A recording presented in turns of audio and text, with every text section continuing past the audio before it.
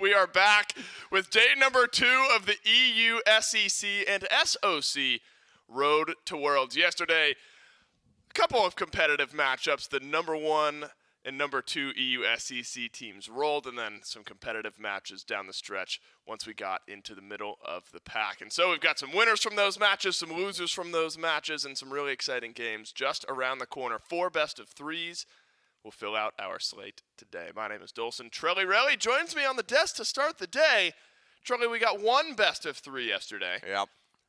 2 very lopsided 2-0s, and then to end the day, a sort of competitive 2-0. Today's matches, though, some upsets yesterday, which I think are exciting to see, though could set up for, again, sort of spread seeding type matchups today. Yeah, I still believe because these teams got upsetted, I think because they're playing lower seeded teams, they're not used to playing these underdogs in that way, so maybe they're a little shaky. Maybe that's going to play into the underdog's favor. It's very diplomatic of you, Trelly. They're not used to playing the lower seeded teams, and so the lower seeded teams might have an edge. We'll see. This is, of course, one stop in our road to Worlds here at the Smite Pro League. We have already done the thing on top of the list. We can finally check one of those off. That's a Phase 3 playoffs. We qualified 4 SPL teams to Worlds from that. The 2 from that event that did not qualify will join the Scarabs and the Valkyries January 5th through 8th at the SWC group stage. And that's what we're playing for over the next 2 weekends. So this is all EU, SEC, and SOC this weekend. We'll send 2 teams from this event and 2 teams from next weekend, that'll be North America, to the very same group stage where 4 more teams, the final 4 teams, will qualify into the quarterfinals of the Smite World Championship. Of course, that'll be happening mid-January, January 13th through 15th, live in Arlington, Texas. So the young chuckles. The young chuckles, that's right. Can't believe what just happened in that moment. Would love to run it back with this squad here this year. And as we've mentioned, we have Group A and Group B here this weekend, so 2 separate brackets that'll end up qualifying into one knockout stage bracket later on. So today, Personel versus Styx Ferrymen. That'll be our first match of the day, and then we'll jump to Group B after that, and then back to Group A for our 3rd set of the day, and that'll be Hex Mambo, Niflheim Wargs. And so you're looking at Hex Mambo, you're still favoring them in Group A, you're favoring them over the Niflheim Wargs. Personel Styx Ferrymen. Now, it's important to remember, Trelly, some knockout matches today. So we're going to qualify some teams to the final bracket. That'll happen at the end of the weekend, Saturday and Sunday. But also, the losers of our losers rounds today. So in this bracket, it's Personel and Styx Ferrymen will unfortunately be going home. So must-win match for Personel and Styx Ferrymen. Group B, the exact same spot as Group A, the Highland Ravens and the Gilded Gladiators. Those are your winners from your match yesterday. And the winner of match number 8 will advance. They'll move themselves on and advance. So good look here for the Highland Ravens, Gilded Gladiators, if the Gladiators can keep those upsets rolling. And then again, a must-win set for Thunderhead and the Aru Scorpions. That is a knockout match. Whoever loses that one will end up going home. So 4 matches today, Trelly. A couple of them qualifier matches to our next stage of this event. A couple of them Elim matches. So the first 2 will be Elim. Our second 2 will be qualifier type matchups. And so the stakes now officially getting higher as the weekend moves on. Going to be very, very much more important to find those wins, string those wins together. And so in our first matchup of the day, we're looking at a run back here for Personel. Yeah. Yesterday, they started off their event with an 0-2 loss to Hex Mambo. I think expected that it was going to be a loss, but remember, those were 2 back-to-back forfeits for Personel. It's a team that had some moments, some individual plays where you're thinking, okay, maybe this team mechanically can hang around. The macro was largely missing, though, from this Personel team. And so that, if you're looking for a win, if you're looking for an upset here at this event, got to clean up some of that team play. Yeah, and I think that's another thing that might play into Personel's favor. Styx Ferrymen, they're not going to have a lot of data from these games, right? They're very short. The Personel really couldn't get online. It was one of those situations where it was kind of a skewed matchup where they were able to find picks whenever they highly grouped up on different sides of the map, whenever they were able to find, 3v2s or 2v1s, those situations they could find picks. So maybe the Styx Ferrymen go into this match a little overconfident, maybe underestimate them. Because I think Personel, there was some shimmers of greatness. They weren't just, throwing stuff at the wall and seeing what was sticks. They were able to formulate some decent ganks. I think the objective pressure was not awful. So I am looking to see what Personel can do in a knockout situation, because that's when you got to leave it on the line. Look, RAIIDUN out of the mid lane yesterday, soloed zeros at one point. That's not easy to do. Duduin over on the left side of the map had some really nice plays up against Echrome, and so there are these moments where you're saying, okay, our carries have had some really nice games. Opportunities for Personel, and that's really what you got to look at. There's always going to be an uphill battle for this squad, but we have seen some good moments. They're going up against the Styx Ferrymen. Remember, they were upset yesterday as well against the Wargs. So can the Ferrymen bounce back after what was a tough start to their event? Can they progress themselves here at this tournament? That ends up being the big question, because the Styx Ferrymen, Trelly, a very talented roster. StreakUp, Calvìn, iceice, TheFrenchEmperor, and BeAzrael.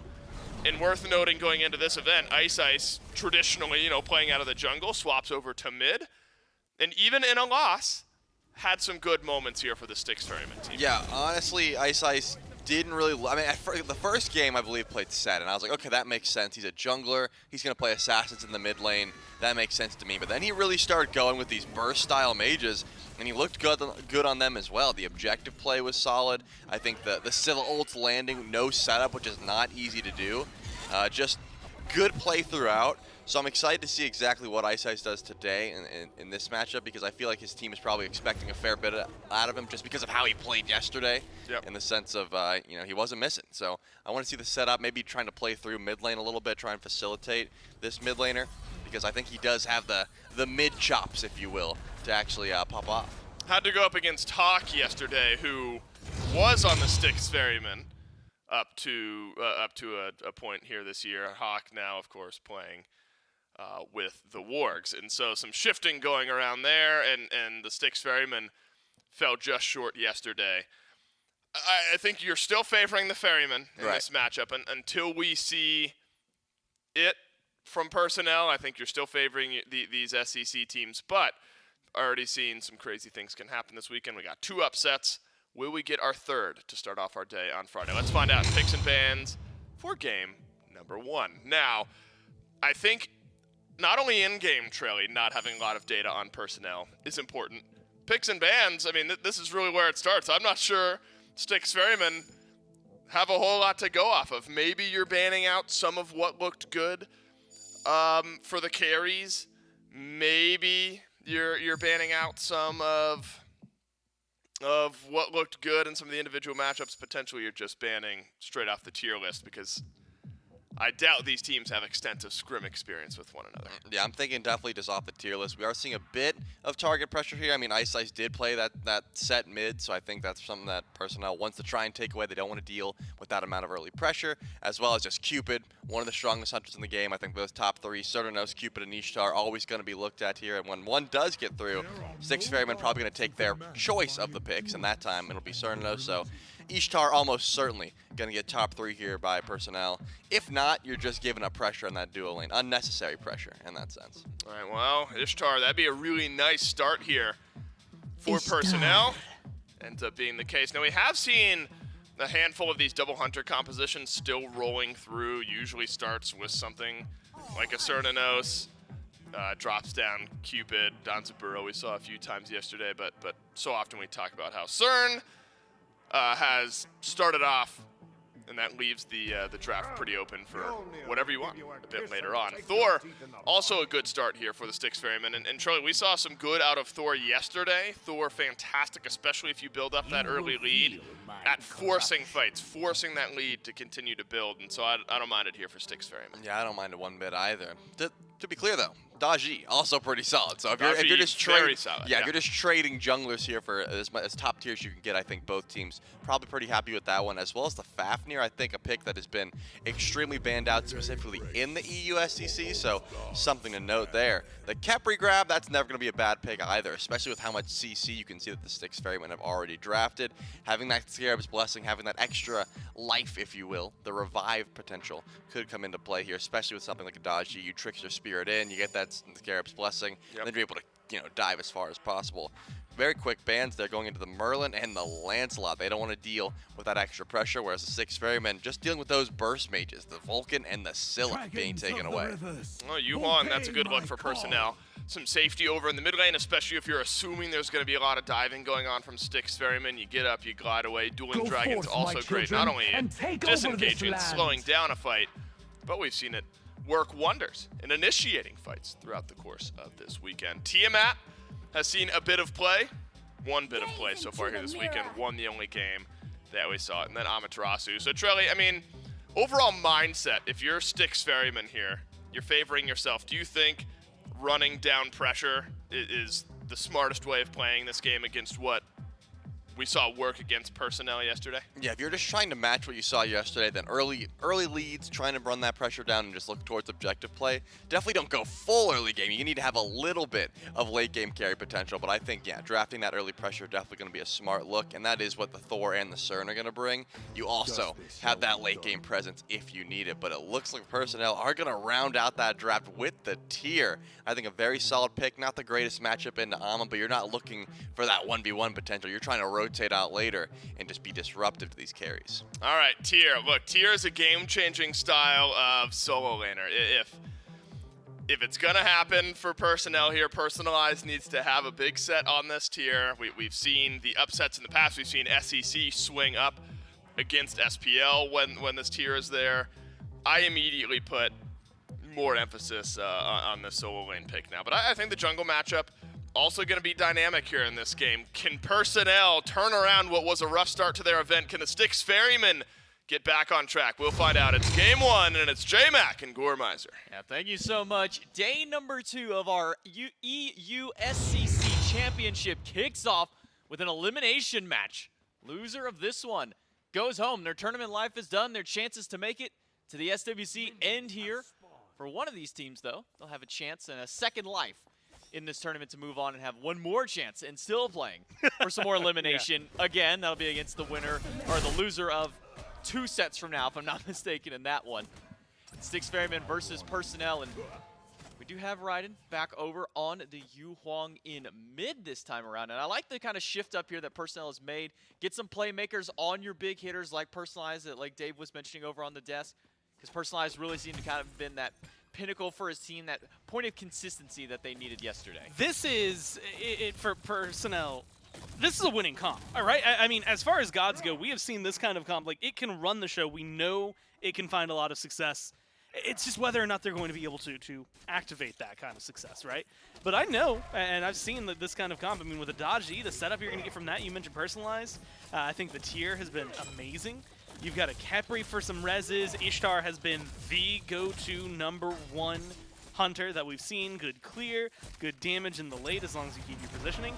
And if RAIIDUN can play half as good as the Huangs that come to my mind when I think of Huang, then I think they're in for a very solid game. The downside is like you said, and as was mentioned on the desk, the Ferrymen have a little bit of a fire underneath them to try and get things up. This being an elimination game coming from the SEC, it's a huge deal for them to try and find their success here. Yeah, the Styx Ferrymen were the higher seed going into their match yesterday against the High War because they dropped 2-1. Maybe they can bring that back up with here. A good route on towards Olllly. Duduin eating a little bit of poke inside that Bramble Blast. Calvìn trying to drag himself and the minions out of the middle of this fight.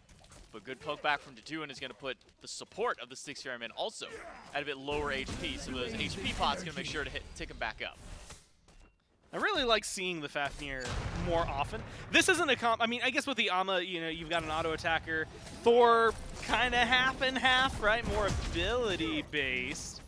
But what you're going to be paying for most of the time is that, right? Nice getaway for your team, and a little bit of peel if he has the hammer and it finds it necessary.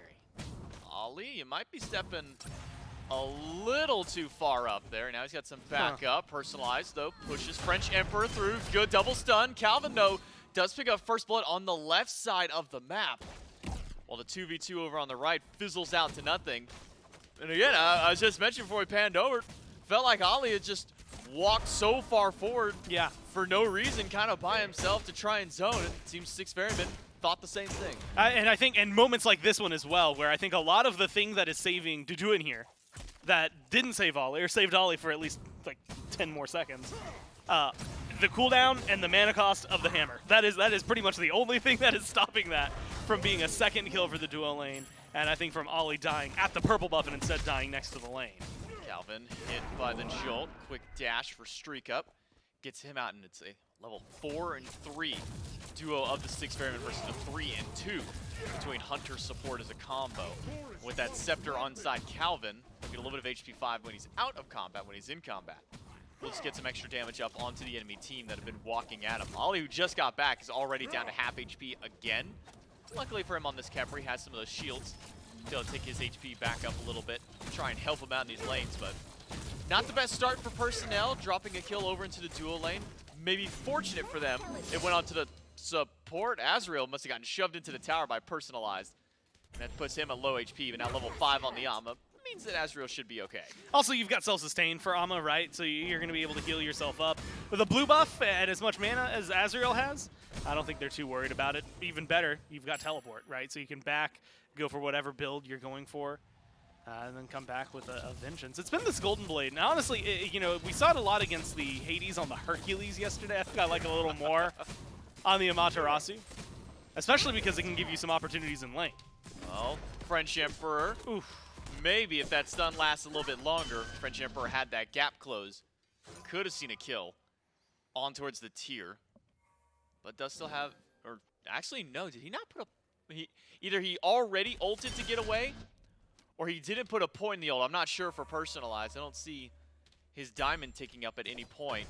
No, didn't put a point into it at all. Holding on till maybe level 6 to grab it. Double Fearless, power cleave. One more auto will do it, but a Duncan by TheFrenchEmperor may have just spared the life. Wall plus the double tap for the hammer. The second hit misses. Now on the way is reeok to try and help them out. Beads gone for TheFrenchEmperor. That should be a kill. On towards the Thor. Yank him right back to the powwow. reeok. Turn it around for a kill for Personel. And then Personalised just gets to walk out of there right now. Heal up like it's nothing. A duo lane, look, you can get as aggressive as you want. Personalised has to be punished for this. iceice has got to go as far as he can to find it. Does get the knockup for the kill, but reeok teleports in. One more good auto will do it. And the minion's not enough to take out reeok. It is a 1-for-2 trade on the right side of the map, and a battle over this purple buff on the left. I love seeing StreakUp at least get something back for his team, right? Otherwise, I mean, you got to talk about the deep dive. You know, BeAzrael able to escape, luckily, but it costs a lot, right? TheFrenchEmperor gets taken down. TheFrenchEmperor uses the ult for it. There's a moment where it feels like maybe it comes up a little late. I know they were waiting for the Thor to commit and go in, but the minute the BeAzrael is saved there, it maybe could have happened a little earlier, and you would have had some help getting that kill. Could have turned it around in their favor. It's a small timing thing. Luckily, the duo lane's been making up for it, and then some. Someone's got to go for that, right? Like, I'm tunnel visioning straight in. That tower is not deadly enough that with StreakUp's health, I think you could have gone in for that one. Oh, I'm inting for it every day of the week. Also, Personalised now levels, okay, level 7 is when Personalised finally put a point into his ultimate. I was watching his level 6 there for a moment. Now, we did miss the action on duo because you were so focused on the solo that we actually missed Olllly going down for a second time this game, and that's as easy as it gets. Perfect body blocks by Calvìn and StreakUp, sets up for the root of the Bramble Blast, and 2 kills onto the support. Dual lane for Styx Ferrymen, going a bit wild on the left side. Honestly, they kind of need it right now, right? I mean, the right side, like a drop like that, especially losing your mid laner and your jungler, it's a lot harder to recover from, and it gives an unnecessary advantage. I mean, RAIIDUN's going to be able to get a little bit of extra farm just because of that, and maybe it's not going to amount to too much, but you can see the XP per minute's just a little higher. The jungle is the one that I think you should be worried the most about, right? 2-0 start for reeok. Daji, I mean, one of the most banned gods in the SPL throughout Phase 3 for a really good reason. It's because a Daji that gets out of hand can carry a game so easily. And even now, with the powwow up, this could be dangerous for the Ferryman just to exist in this area. Now, benefit for Olllly is he does have a Gauntlet of Thieves starting up now, so a bit tankier. So we'll take more than just StreakUp and Calvìn to get a kill over there. BeAzrael pushing the tower again, probably going down. No, Lawbringer doesn't close up the gap. And I say they needed help, and they got just that from TheFrenchEmperor. Powwow pulls in StreakUp. Where will Emperor dunk in? It's right on top of Duduin, a dash in.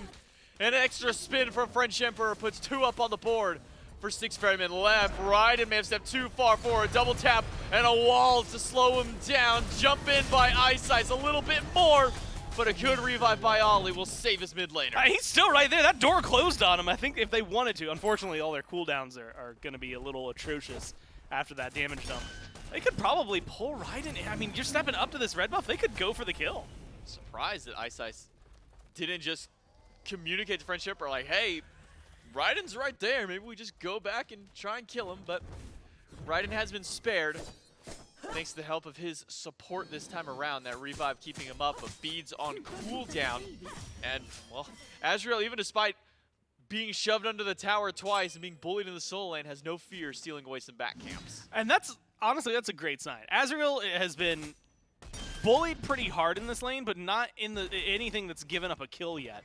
And so it's balanced itself out where, you know, Personalised has put a lot of effort into TKOing the Amaterasu, but without getting that actual kill.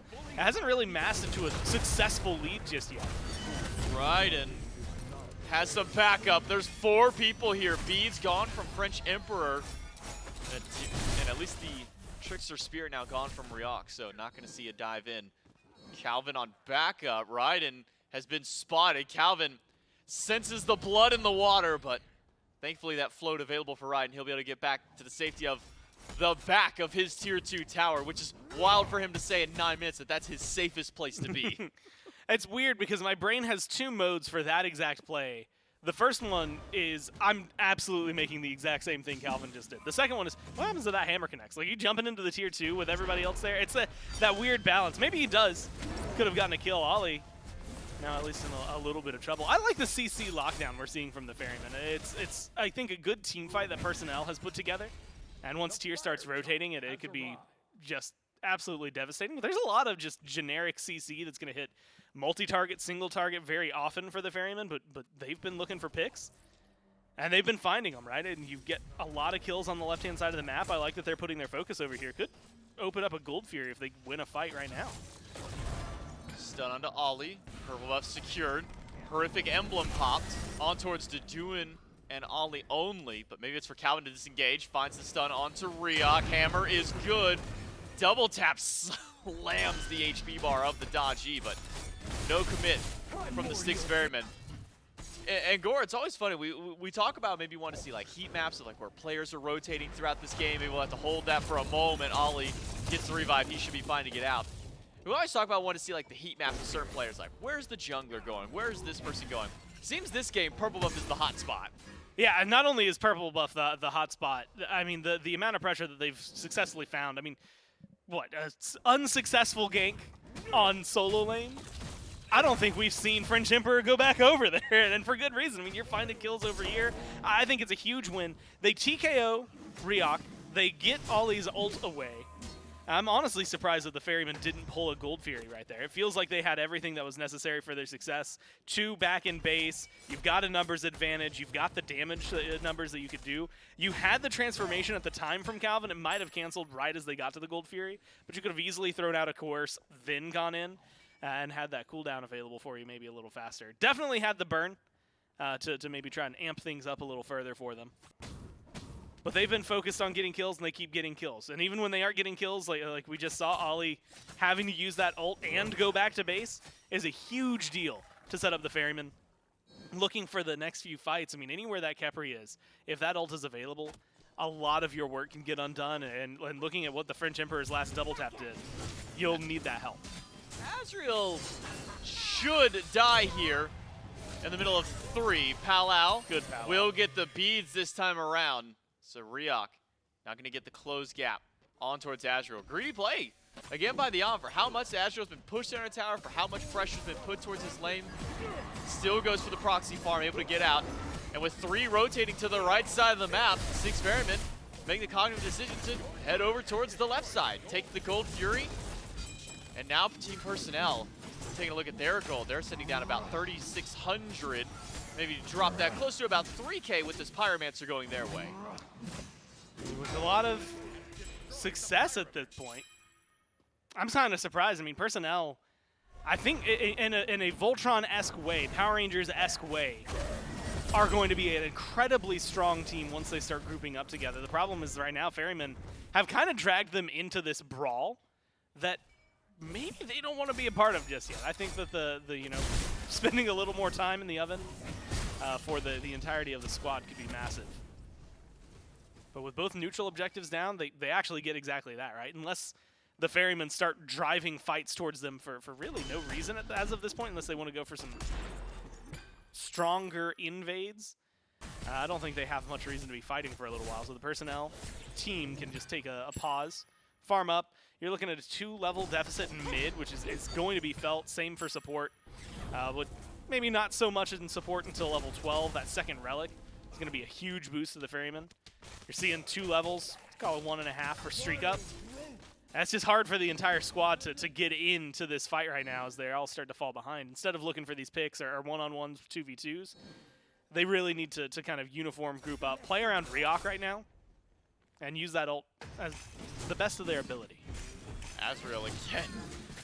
Fought by reeok and Personalised, but so fast on this Amaterasu. That movement speed stance, plus that Golden Blade extra movement speed makes Azrael such a hard target for Personel to lock down. Maybe reeok should take the French Emperor approach. Nothing's working on right. Maybe go towards mid, maybe go towards left, try and find a pick on one of these easier targets to grab out here, because so far, it's not working out for the Personel jungler to take down Azrael. Yeah, Azrael, despite, there's been a lot of focus in solo lane. And whether it's from Personalised getting successful pushes under the tower, or if it's just reeok literally just sitting in the jungle right now waiting. You got 20 seconds on your beads. You still have ult. I don't know that Azrael needs to be worried. No, will use it. Now he needs to be worried. Okay, never mind. He is fast Zoom. on that dash before the power even goes up. Azrael's already able to get away. All right, now reeok maybe wants to go look towards another lane because beads are back up. Ult will be up soon for Azrael. And this is 3 ganks in like 2 or 3 minutes that reeok has come up empty-handed as far as a kill is concerned on the right side. Yeah, you remember how earlier French Emperor went over to solo lane, died, and then never went back again? Yeah. I think reeok should have stopped going over there the 3rd time that Azrael got out of a successful dive. In a 2-on-1, even the 1-on-1s, that Azrael's been in trouble. I mean, 5-6 times this game, it feels like Azrael's been on the cusp of death and still managed to avoid it.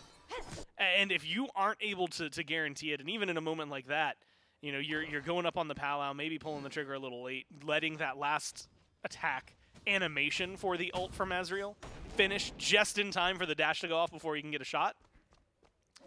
Spend some time elsewhere. Your dual lane's been struggling a lot. Try to get them back into the game, right? 13 to 15 in terms of levels. Your Ishtar is definitely struggling. There's only so much you can do on your own. Put some pressure on StreakUp. Get the beads there. Get some beads from iceice. Force the Tiamat, who admittedly is a safe pick, to play that safety mechanism.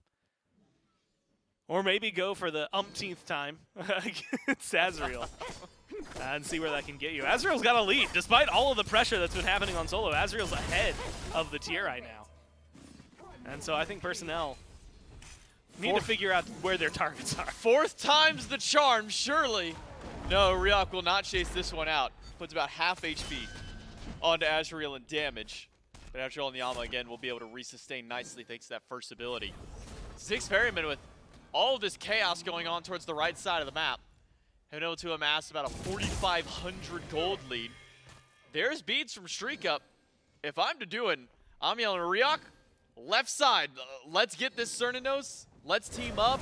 I know he's got a 2-3 level lead, but if there's 2 of us and only 1 of him, somebody's got to get something. Seems that Ferrymen want to fight on their turf instead. Personel, their jungler goes up onto the powwow. Revive is onto Olllly. 2 pulled in by the powwow, but StreakUp still playing aggressive. Jump in by Calvìn. Azrael has joined the fray. Stun gets the beads from 2. Hammer, or I should say the wall, grabs 2 there as well, but on the wrong side of it. So French Emperor and the rest of the team cannot continue to chase into the base. But Primal Fury respawning, perfect opportunity for Styx Ferrymen to get a little bit more. I love how the Ferrymen play that fight as well. They know reeok's got powwow. They know that, at least for StreakUp, beads are down. The rest of them feel pretty confident in their capabilities. They've got enough of a lead that they just take the fight at face value. And when StreakUp realizes he's going to get pulled, instead of worrying about it or panicking or throwing any, just throws all his damage into Olllly, forces the ult, keeps throwing the damage, forces Personel to fall back. So that powwow, despite being aggressive and getting a very high priority target, can't mean anything because you have to fall back from your aggression. You have to stop trying to fight. You know, RAIIDUN, reeok, and Duduin there just not in a position to follow up. Suddenly the Ferrymen get to surge forward. Even if you don't get a kill, like you said, it's a perfect opportunity, TKOs, to get yourselves a Primal Fury. Honestly, you're set up in a good position to go for the Pyromancer here soon as well, just because of the lead that you've amassed. Personel is fighting a very, very difficult uphill battle already.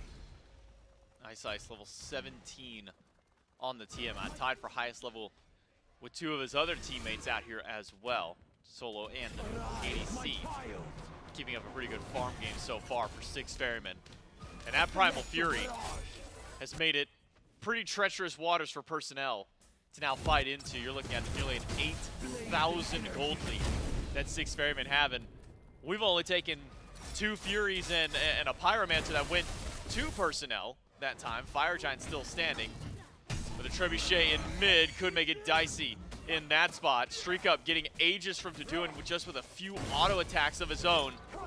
RAIIDUN floats away, Personalised, joins the fray, but tier 1 in mid doesn't stand much of a chance against Trebuchet and the might of the Styx Ferrymen.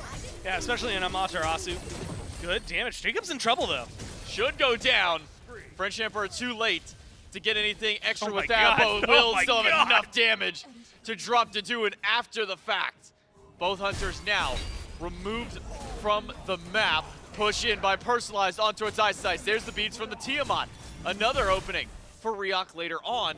But reeok is just now rejoining the fight. Personalised stunned out, and a red buff seems to have been stolen away. Calvìn missed the hammer. Personalised dives in, and we use the Lawbringer to dive back out, but that doesn't seem to be the end of the fight for Styx Ferrymen. They are regrouping back in. Wall ends up cutting off the wrong opportunity there. BeAzrael can only find one with the stun.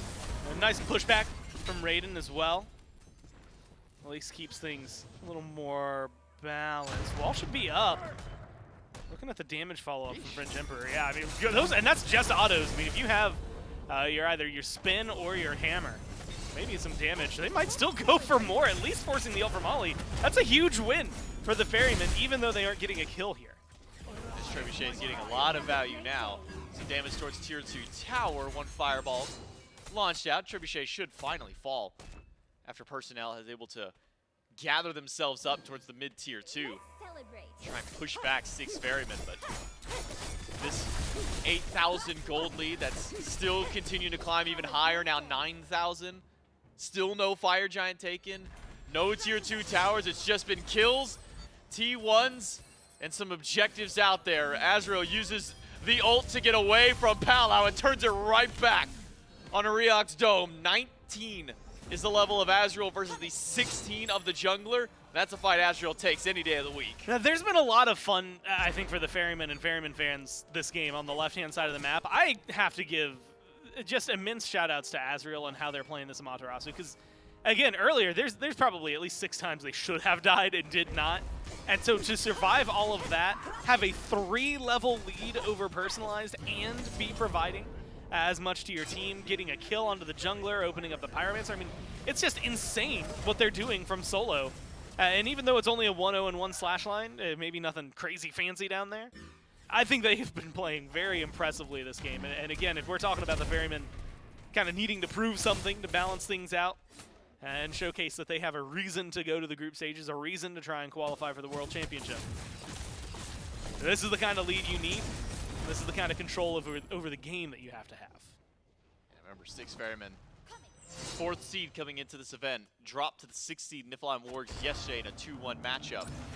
So definitely want to try and put a name back up there, show that they still are able to contend with some of the best the SCC has to offer, and maybe, as you said, have a chance to make their run towards the SWC group stage. Only 2 out of the 8 teams for EU after this weekend will be going on towards that group stage.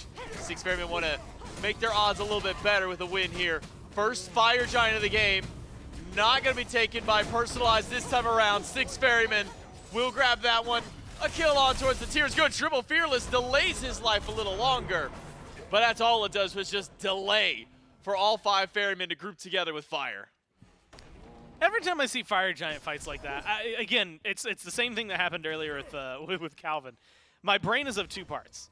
I'm always trying to steal that. And I actually think, like Personalised, it's in a good spot. At this point, your team's so far behind. If you don't steal it, you haven't been winning any team fights in a 5-on-5 anyway. Things aren't probably going to go your way. If you do steal it, you're going to delay a lot of the game.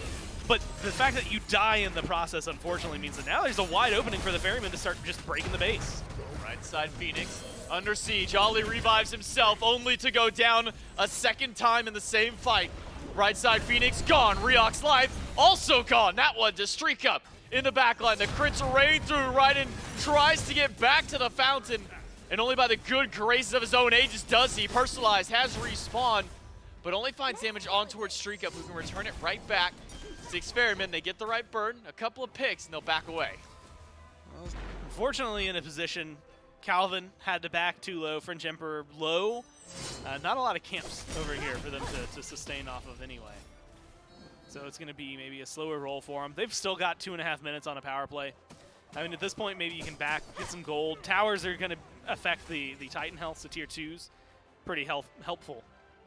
And with, 1,400 up for everyone but Calvìn. Get the last couple of towers, maybe break another Phoenix while you've got the numbers advantage.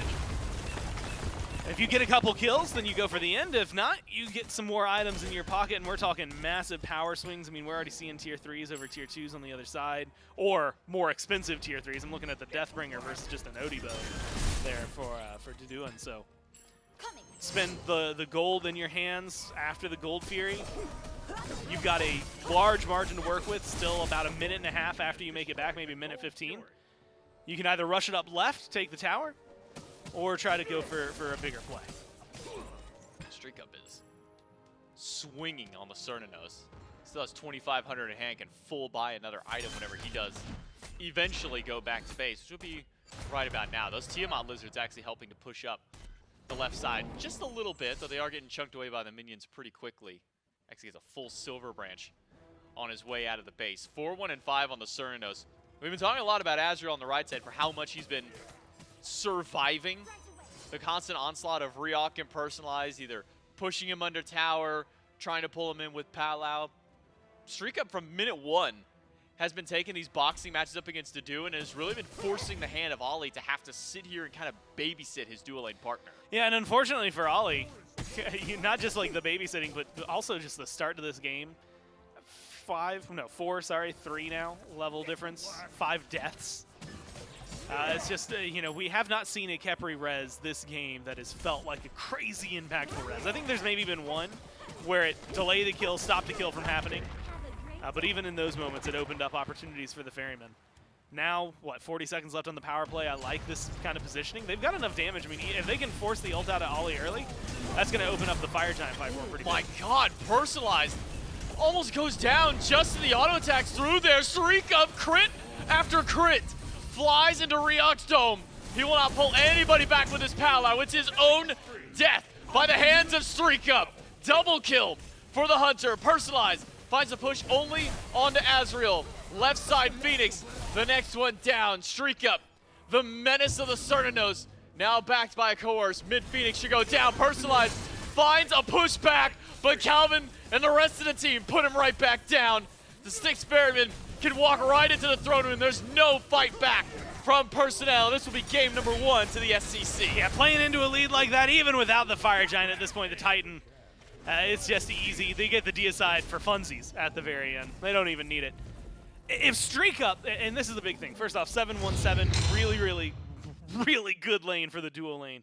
But if StreakUp is taking damage, dealing damage back, and hits the beads, not to avoid anything, I guess technically there is a Palau, but really to continue chasing people down, if you're using your beads to go get more kills, your team's pretty far ahead. Yeah. And seeing just moments like that are really just nail in the coffin. Like, you're already got 2 people low. Khepri ult's been used. One person's TKO'd. You've got 4 here. One's almost dead. 1 hit away. There's not much you're going to do on that left side Phoenix. Regrouping, not an option. I think that we just see the Ferrymen take a lead, maintain the lead, and play it the way they need to get the win. Styx Ferrymen start off their set hot with a nice Game 1 win. Can they keep up the momentum in Game number 2? We'll find out right after this break.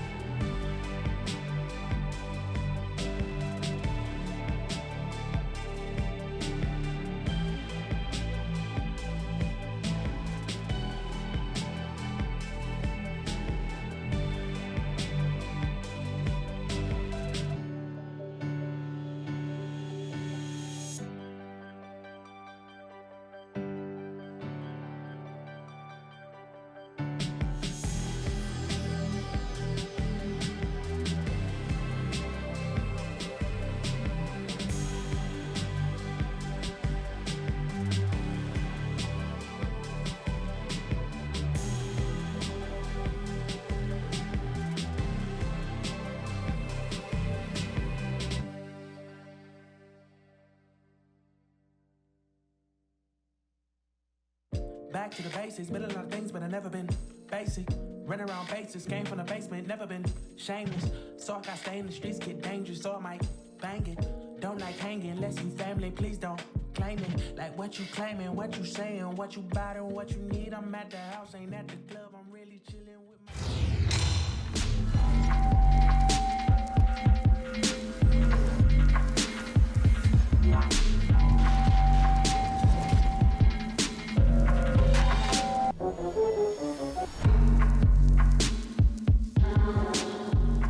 The Styx Ferrymen in game number 1 able to get back to their winning ways against, I guess it's Team Personnel? Against Personel specifically here in game number 1. A little scrappiness early on in this game, but nothing that the Styx Ferrymen were not up to. Now remember, all of this funneling into our Smite World Championships, and if you want to be decked out in gear either at home or live at the venue for Worlds, head on over to our jersey sponsor, Skulls. No better place to go.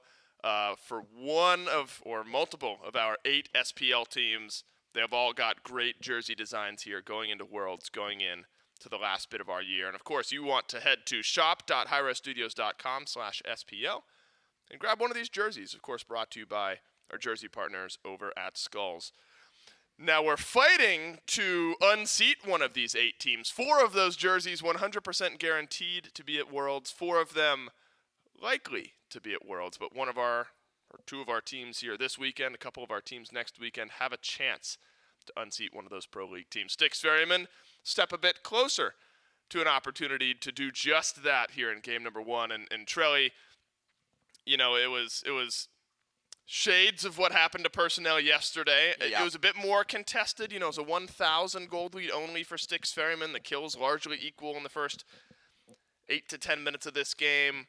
But again, when we start to get to macro and team play time, Styx Ferrymen really set themselves apart. Yeah, it did really seem like once the Styx Ferrymen were able to, group up as a unit towards Fire Giant, especially, the fights were pretty lopsided, and that's where your experience and the confidence certainly came through. I was very impressed with the carries of the Styx Ferrymen as well. I think that iceice and StreakUp had phenomenal performances and were doing big damage, as you would expect from the Cern and the Tiamat.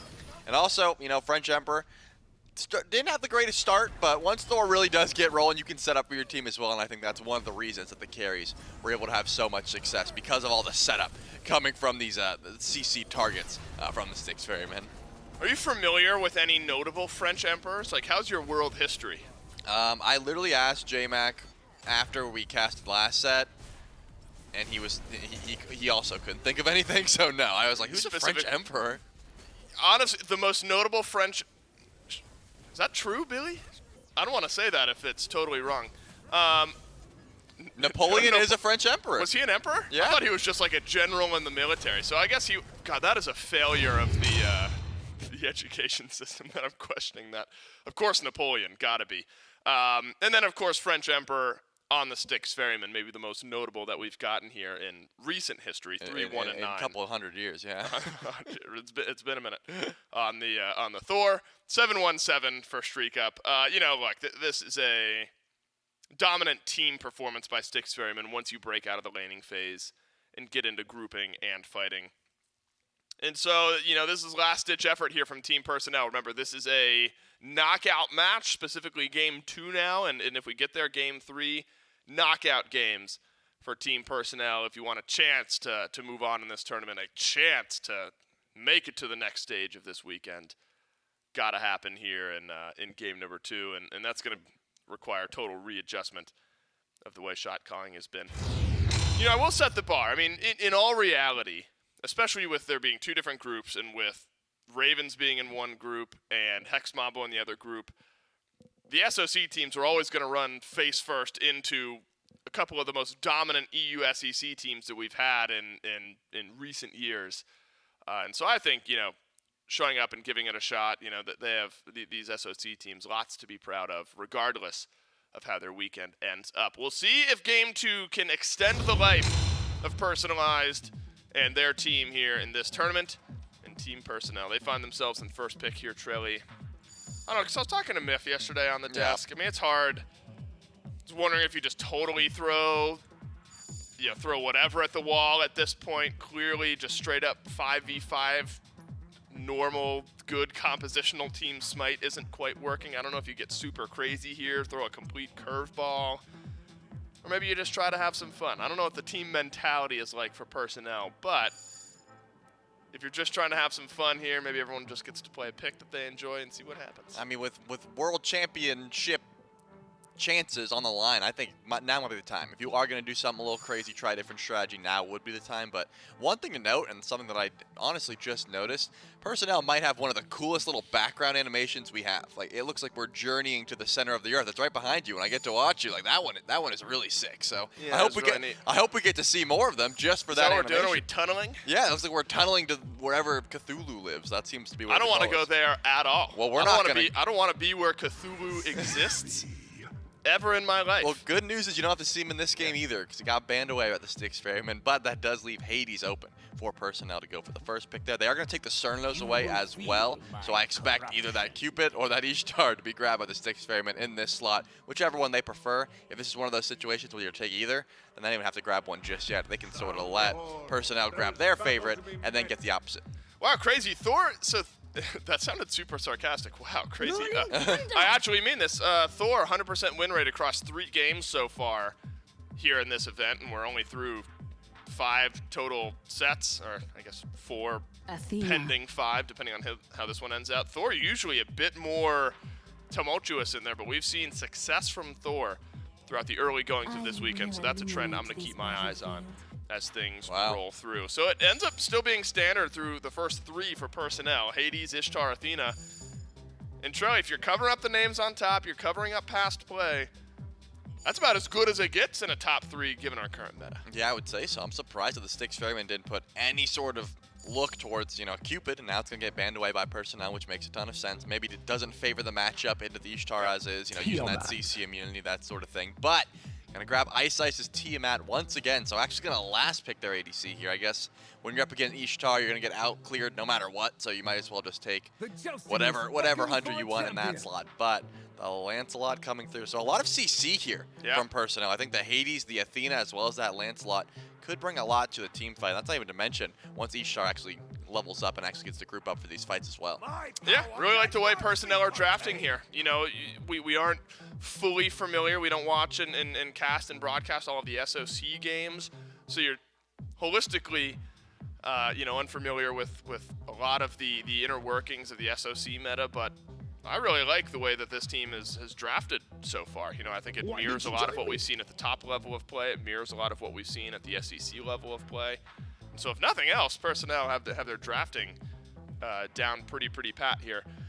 This is going to overcome the Styx Ferrymen. That ends up being another question. It's been a really tough weekend so far for Personel, but they've given themselves a draft that can compete. Danzaburou finishes off the draft here for the Styx Ferrymen, Trelly.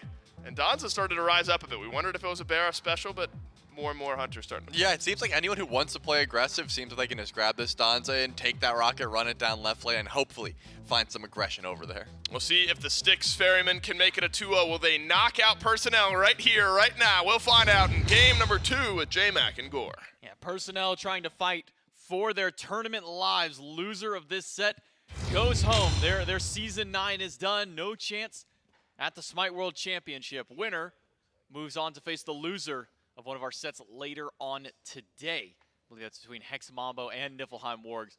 And you know the Styx Ferrymen are out for blood to try and get their revenge on the lower seeded team, Niflheim Wargs, the team that dropped them down into this lower bracket to begin with. But to do that for Styx Ferrymen, they've at least got to find their win against Personel.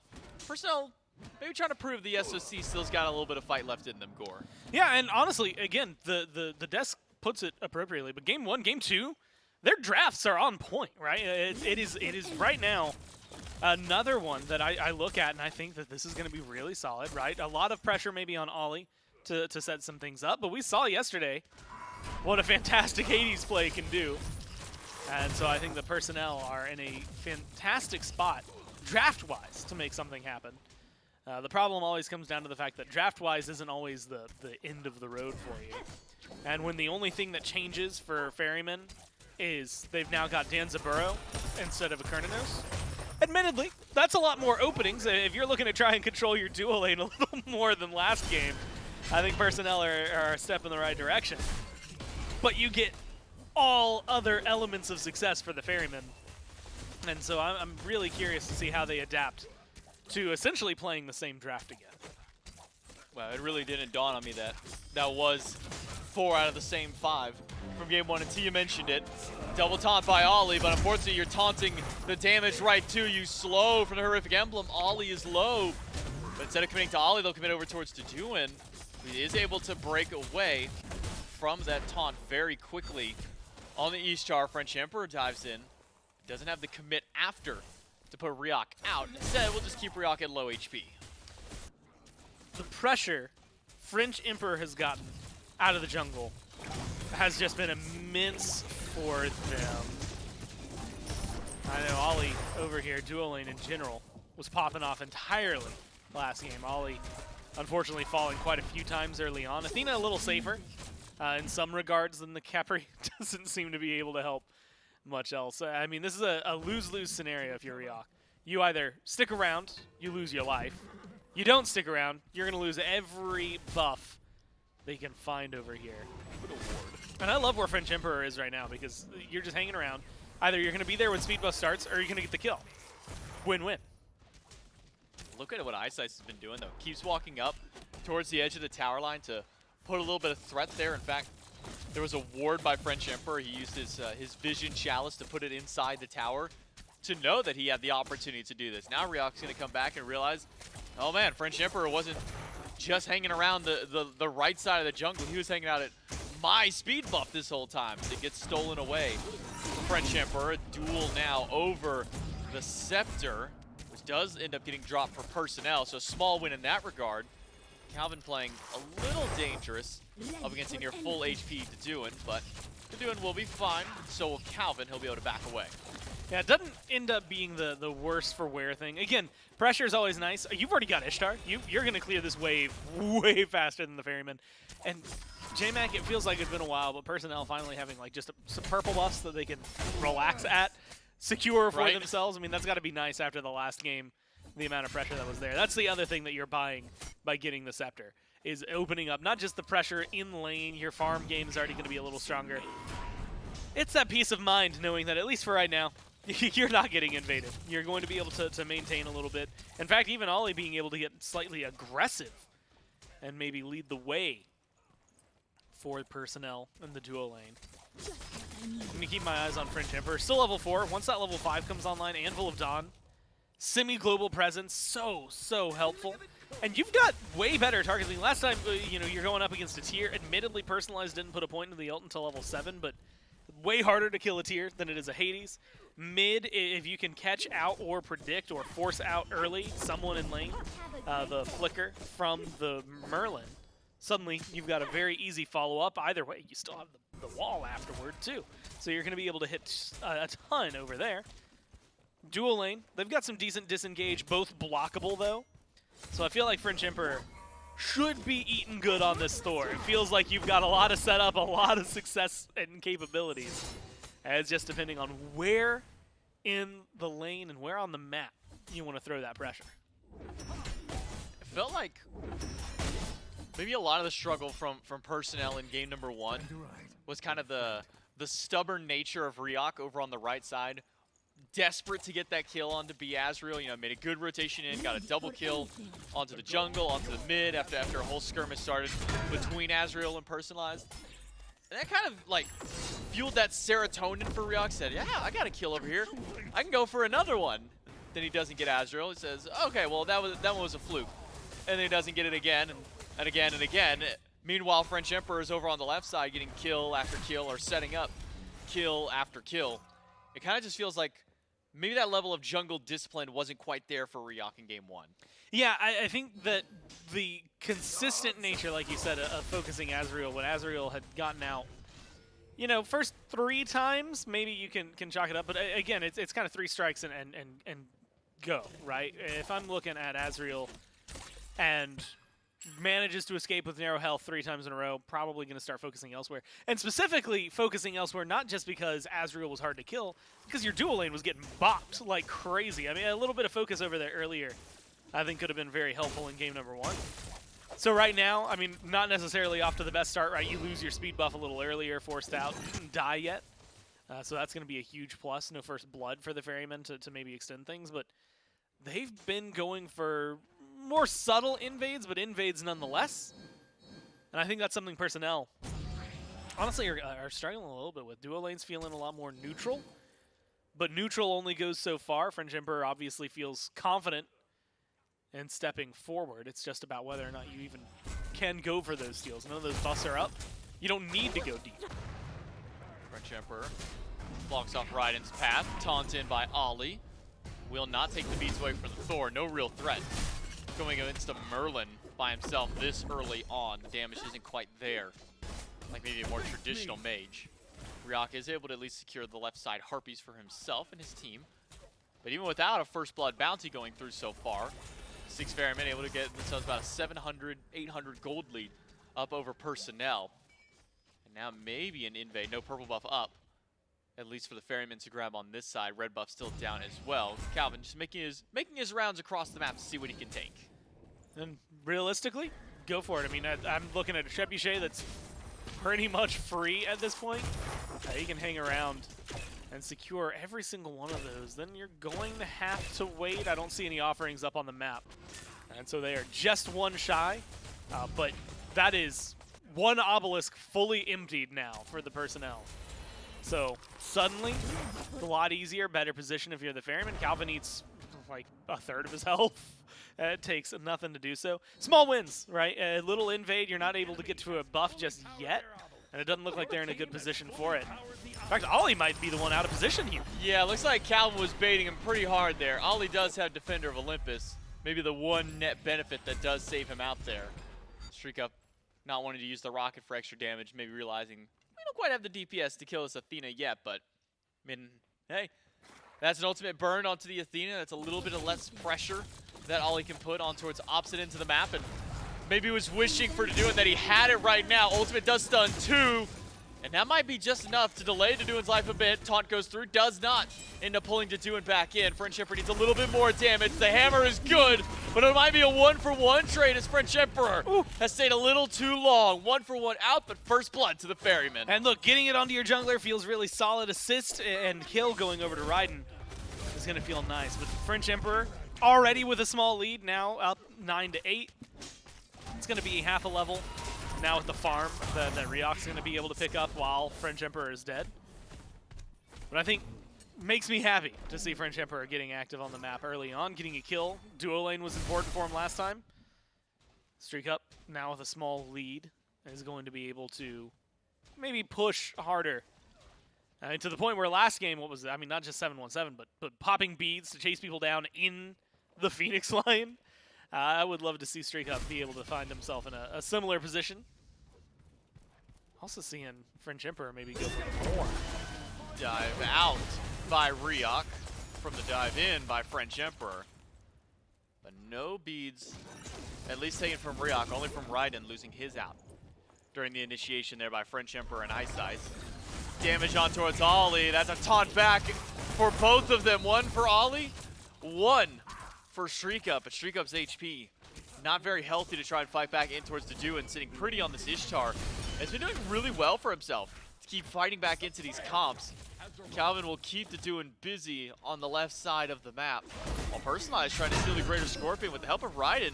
A nice and successful invade goes their way. Calvìn transforms to see if they can get anything going back onto the left, because Olllly has rejoined the fight with his own ultimate. Calvìn falling low, Sun Swords catch him back out, and the jolt in by Duduin.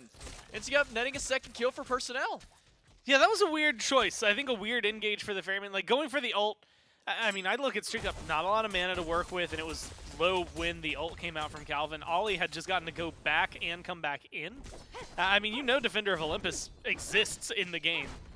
And so you know that a 2v1 advantage at any given time, if that ult is still up, is not a 2v1 advantage.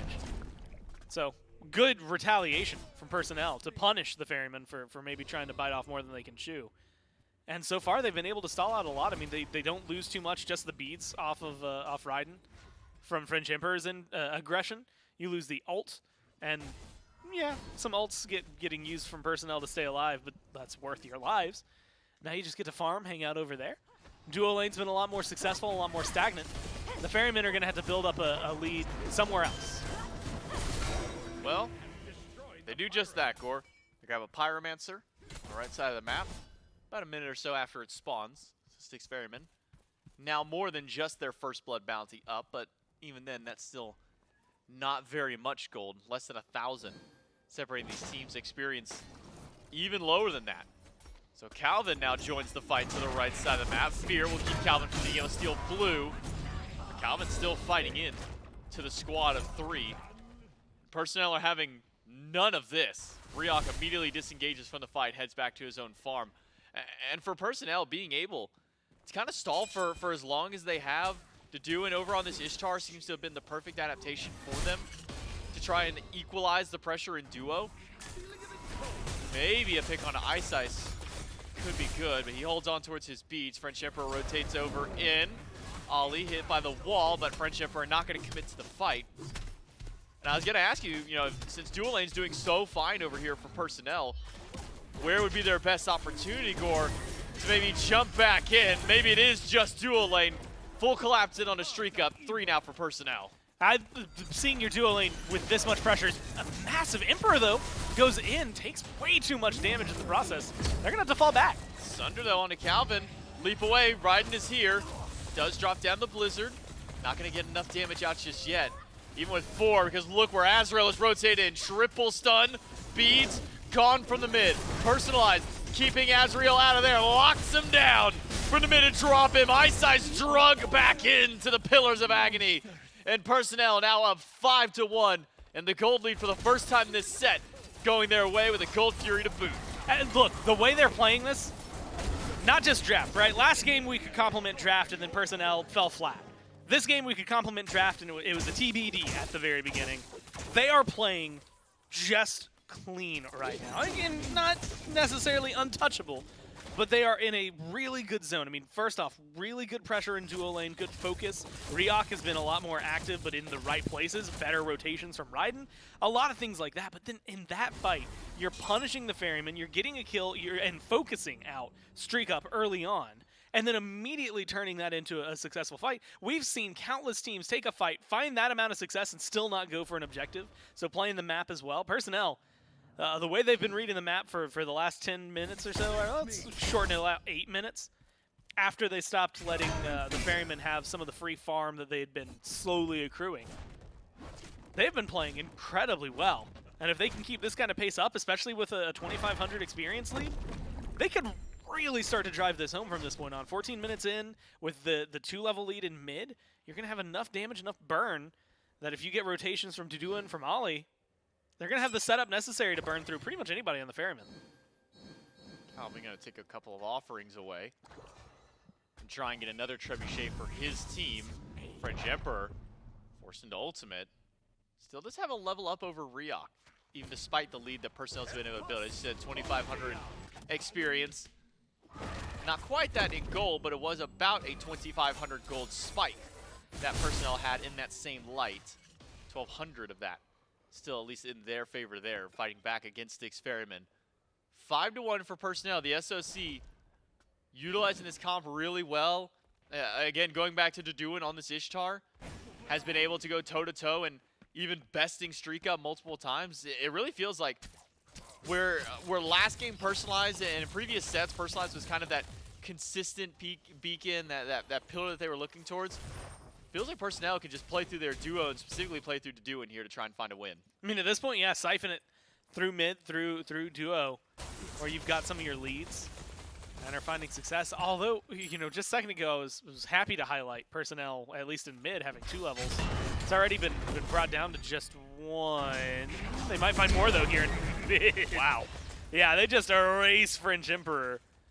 So well played, and look, good pressure again. Olllly with the taunt. The fear as well from Personalized. I mean, so much CC that Personel are able to bring to the table that last game they just did not have, or did not have as readily available.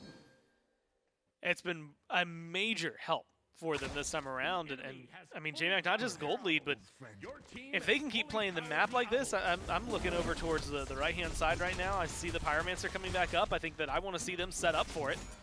Force a fight out of the Ferryman. Half HP on iceice on a Tiamat. Good full combo from RAIIDUN after the taunt from Olllly sets all that back up, but iceice able to heal a lot of it back thanks to some of the lifesteal that he's built up with his items. 2 trebuchets now for Styx Ferrymen. I was wondering how long they were going to hold on to him. The one in mid will start slamming through. Maybe we see a fight for Styx Ferrymen to try and push back up against Personel. Feels like dual lane probably not be the best option for them as they do send the one in mid to try and force and give iceice a little bit of assistance. Or maybe just set up for this Pyromancer. Typhoon dropped on top of it by iceice, right? It has a good opportunity to steal this one away. Personel, though, able to grab that one out from under the noses of Styx Ferrymen. An objective to the Order side team and an ultimate burn from Calvìn. It's all coming up Personel this time. And look, that one, it's a simple, they 50-50 it. And there's no reason to 50-50. There's the Merlin, there's the Hades, they had the burst. Almost a kill on BeAzrael as well. Personalized, making some plays on the right-hand side of the map. And it actually goes to what you were saying, where, you know, for Ferrymen, last game, it was easy to play out of the duo lane, and we saw a lot of focus playing out of the duo lane. You know, TheFrenchEmperor showed up to solo once, died, never went back. This time around, I mean, Azrael's a level down. Admittedly, now's the worst time to do it because Book of the Dead exists and Personalized is a late-game Hades at this point. But should have been hanging out over there, right? And I had called it earlier. It felt like it was a much easier target than a tier to try and chase down. Maybe somebody that you could have focused on instead. Personalized has gotten to kind of free roam for a lot of this map, free farm for a lot of this. And with just blink and beats, Personel not only making plays, but honestly making the Ferrymen, I think at this point have to second guess some of their strategy. Oh man, I was talking about the damage earlier on towards iceice. Talk about what's been thrown over at RAIIDUN. iceice taunted back into the entirety of the Eclipse. iceice might go down to the damage of Olllly. FrenchEmperor goes in, provides a backup. reeok dives, the wall delays. Only the inevitable as reeok is able to dismount the horse, tossing that one out to find a pick on the mid laner. And good read by reeok. I mean, that wall, you know it's going to be coming. Immediate ult, right? The blink forward into the ult as fast as possible, CC immunity. And like you said, it's just a little stumble. The horse kind of trips slightly at the end and then doesn't matter. Damage is still there. iceice goes down. It's 7 kills to 1. They're playing, again, just clean right now if you're Personel. And with the rotations, I mean, that's nothing from Personalized. You just get the standard 2v2. RAIIDUN, I think, plays well. It looks silly sometimes when you see him just throwing a bunch of abilities willy-nilly under the tower. But Thor wasn't able to go in on it. Collapse on to Calvìn by 2. Duduin focused on StreakUp. But man, this DPS that RAIIDUN's able to put out on the Merlin, even this early in the game, is just disgusting. Nobody seems to have the tankiness to deal with them. I mean, look at what Calvìn has gone second item. Went for a Chronos Pendant, lacking some defense. Now with Calvìn TKO'd, it's up to the Ferrymen carries or maybe BeAzrael to steal the Oni Fury away. It is melting fast. Personel get the Oni Fury. Can they get a little bit more? No, they cannot. It'll just be the TKO plus the objective to Personel. And this Personel, vastly different than the Personel that we got to see yesterday, right? Yesterday you get 30 total, 31, 32 total minutes of gameplay from them, and they're set against Hex Mambo. And, you know, game number 1, they hold on, they keep it competitive, there's no surrenders, but there was a certain point where the lead was just so out of control for them. Here, making decisions, actively pushing for a win in the game, and making some big splashes, a lot of it on the back of RAIIDUN. All right, and beads available, maintains them for now. Defender of Olympus by Olllly to bail himself and RAIIDUN out of danger. Personalized also eating quite a bit of poke. Styx Ferrymen down, certainly not out of this fight as they continue to try and force some of these smaller engagements around these small objectives. And I love the way that they played, even the tail end of that, right? Not just, okay, let's get out. We're not going to win this fight. Let's get out. Then Ollly's like, well, I can get a taunt. Like, if we can force him to feel even a little uncomfortable, that's a big deal. And RAIIDUN does so much. I mean, we talk about Merlin burn all the time. And it's really easy to talk about when it comes down to objectives. I wouldn't be surprised with Fury down. Pyro's coming back up, but with a lead like this, Personel, a single pick should be a very quick fire giant for them. Still have to be careful because otherwise you're just 50-50ing an objective. But the burn damage from the Merlin, not just helpful in the jungle, it's been just eviscerating health bars on the side of the Ferrymen. And I mean, if FrenchEmperor dives in on RAIIDUN, and RAIIDUN has, at this point, both relics, as we've seen, maintained through the last few skirmishes, you're just going to get killed. I mean, you're going to get pulled in, you're going to get CC'd, and you're going to die. Diving by Azrael, RAIIDUN again under fire. Ult from Azrael does not land the final stun. FrenchEmperor misses his dunk in with the Anvil of Dawn. And again, trying to take out this Merlin who maintains both of his relics throughout that entire engagement. Nuts. Maintained his beads through the last one as well as his Aegis was still down. RAIIDUN's doing really well and putting a ton of trust and faith in the rest of his team to keep him alive. Imagine having 3 people throw abilities at you and you still maintain both relics. Like, I mean, at some point it feels like there has to be a panic beads or an Aegis, something. But recognizing exactly what you said, that the tower and that your team is going to be enough to peel off of you. You don't need to use your Aegis. It's not going to be necessary.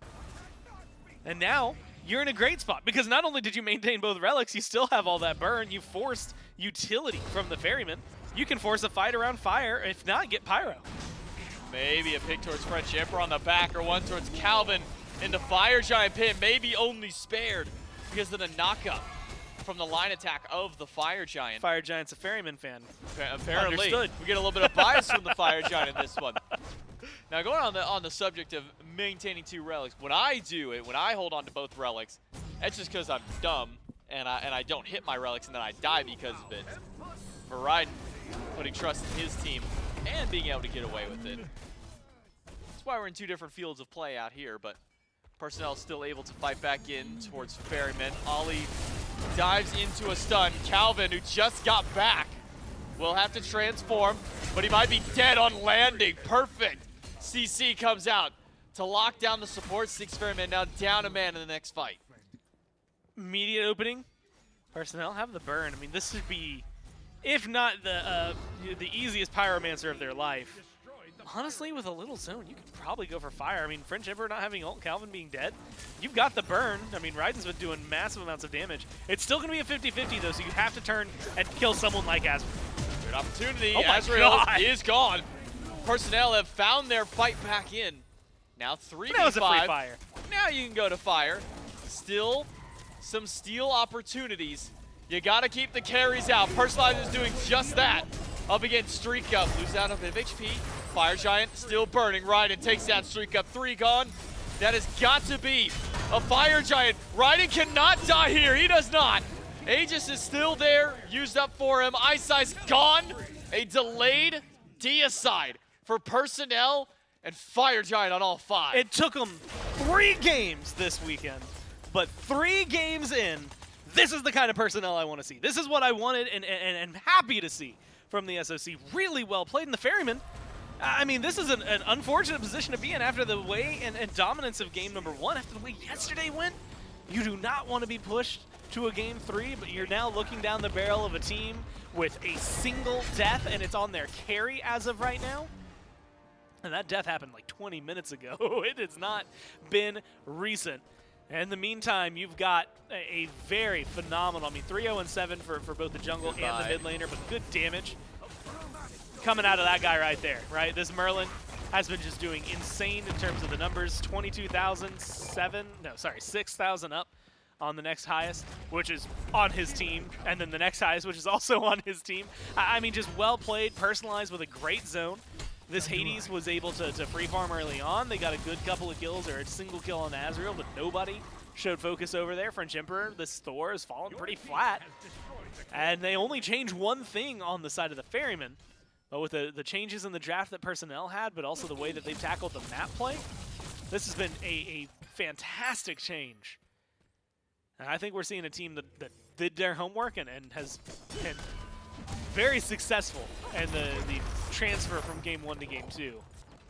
Now I want to see what they can do with this Fire Giant. Already, they've kind of set things up. They got the Pyromancer prior to FG, get the FG, now get the Fury. 2 towers that remain over on left. Do you push for a Phoenix? Do you go for a pick? BeAzrael's alone, so it might be easy there. Definitely a lot of options for Personel, and if they kill BeAzrael, it might open up a Phoenix. You know who RAIDUN kind of reminds me of this game as far as gameplay goes on this Merlin? It's Angry, another EU mid laner who really would go to the Merlin as kind of a comfort pick when a lot of his other ones were taken away. Only difference between RAIDUN and Angry is the fact nobody ever paid attention to Angry. Nobody was diving Angry on the Merlin. He was letting him free cast in the back. It's been the complete opposite. Everybody has focused their sights towards this Merlin, but nobody can kill him off. And he's had such great usage of his relics. I can't even think of a time where his beads have actually been under threat this game. It feels like every engagement that we've panned towards RAIDUN, it's either been Aegis or no relics at all, which by the Merlin, he makes it out every single time. And given the CC that the Ferrymen have, you gotta imagine that's a fault on their part, right? Like, I mean, it's great by RAIDUN, but also where are you throwing it? You know, I mean, we've seen a couple of dunks from FrenchEmperor, you know, just miss, right? There's no other way to highlight it. They just haven't connected. But anything like that, a wall, the follow-up from iceice, a hammer. I mean, there's so much CC, and even though some of it's single target, it's a single dude that you're trying to kill off. You got to imagine that those beads have to be put under threat sometime this game. Because the Ferrymen, if they continue at this rate, at this pace, they might be able to live through this FG, this power play. They're not going to make it through the next one. It is 12K in the lead for Personel right now. 60K experience, so that doesn't matter too much anymore. Calvìn, the only one not level 20 in the match right now. For Personel, this is probably one of the best positions that you can be in. All towers off the map. Phoenix is obviously still standing, so not going to be able to put too much threat onto those with this first Fire Giant, but definitely have an opportunity to do so when this next one comes back in. And Styx Ferrymen fighting into this massive deficit. I mean, you look at the Hunters, it's a full build by Duduin, even selling off his starter item to purchase a full Ferocious Executioner. Olllly nearing full build, RAIIDUN right at the cusp end of it. I think when he goes back to base, should have enough to kind of end out his build with a Rod of Tahuti to close that. This is dangerous territory for Styx Ferrymen with pretty much everybody on the roster a full item down to Personel. Gotta have a lot of gold to back. Again, Rod of Tahuti has not been the popular item it once was, right? We see it. I think we've seen it more this weekend than maybe in the last like 2 months combined. And a lot of it is just, I mean, at this point, yeah, that 135 magical power, even some of the nerfs that it's eaten, what it is bringing to the table is just so much. And specifically, additional magical power against targets that are low. You're talking about a Merlin who is burning through people, who now has 135 power for extra from an item to burn through them better, to then also kill them harder the minute he hits that 50% threshold. I mean, it is exactly what you need, and when you're 4-0-7, when your relics are as untouched as RAIIDUNs have had to been, this is just a great Merlin game to be able to see, and it's easy to highlight him. Almost everybody on this team is having a great game, and he's just kind of capitalizing on it with a lot of free damage. Personalized, I think, has to be mentioned as well. Spectral armor, as well as the Tainted Breastplate. I mean, so much is picked up. Book of the Dead back in there. Some of the zones, some of the ults, the Hades, and the the Merlin here. Definitely stealing a little bit of the show. It's not hard for RAIIDUN to work on these 50% HP targets when Duduin is putting out crits My like that. God. BeAzrael is gone. It's Personalized to put him down. StreakUp and Calvìn locked in the Pillar of Agony. Calvìn can't even jump out of that one. Dunked by FrenchEmperor. Might be the last thing that this Thor gets to do. A wall will block off Duduin. There are 2 only left of the Styx Ferrymen. reeok will chase out FrenchEmperor while the rest of his team deal to the enhanced fire. I do like this, though. Look at the timers, right? 40 seconds down to 30 now for BeAzrael. Fire's going to remove backdoor protections. You have no minions to work with, but you've got plenty of time. You should be able, at minimum, you're getting both these Phoenixes. I think you should go for the end. That one might be a little more risky depending on how long it takes them to burn through. reeok's keeping Emperor engaged, and so it's a 4-on-1 inside the base. And as long as you have that, you should be able to take this game, push us to 3. Heal for Personalized allows Olllly to take up that Phoenix, no problem. The SOC teams who haven't been able to find a single game win yet so far this weekend. They're going for 3. Maybe starting off hot in our first set of day number 2. Personel have taken 2 Phoenixes away. All 5 back up for Ferrymen, but their Phoenixes are no more. All 3 removed. Calvìn dives in. FrenchEmperor in the sky. Dunks on top of 2. Duduin is down. That's a huge amount of their damage. Personalized forced out, but reeok grabs one in the back. iceice takes down Personalized, right and stunned down. If they can find a pick on this Merlin, could be huge, but it's not enough. reeok has joined back in. It's a double for the jungler of Personel. Maybe even a triple with one more on to Calvìn. iceice finds a double of his own. RAIIDUN is still alive and has taken him down. The SOC squad only have BeAzrael left to deal with here in game 2. You've got a minute, you've got 2, and one of them's this Merlin. Get that minion wave in there, kill that Titan. I mean, look, that is a beautiful fight. We finally see the beads have to be used by RAIIDUN, but what does it cost him? I mean, everything, right? BeAzrael's the only one left standing. Might be able to get something done. Beads, Egg is still down, but the burn damage, the peel, reeok just existing and playing that the way they did. I mean, well played by Personel, but that fight was just so turned around. RAIIDUN needs a little bit of help. Flickers past the last bit of the stun and sets it up with the fire. A flashy play from the mid laner of Personel nets game number 2 and the first game win for the SOC. And they play it, again, so well. And even in that last fight, just looking at the way things go, feels catastrophic. 2-man dunk from FrenchEmperor. First time we really get to see FrenchEmperor leading the way for his team. Starts a conversation that feels like it is going to be a big deal. And then it falls flat, right? Beads, Aegis get RAIIDUN out of there. Not only that, but the chase down onto that Merlin. kind of separates the team in a way that suddenly reeok's able to get aggressive, get in there. They've got enough of a lead, plus the Fire Giant, that they were able to turn that on its head. I like the defense. I think the Ferrymen have to make a play like that to get something to happen. It just falls flat on its face, and it's unfortunate for them because now they go 3. Riding on this Merlin is a sight to behold. A great performance out of the SOC team. They're able to take it to game number 3, and we'll take a break to get set up for that game. We'll be back in just a few minutes.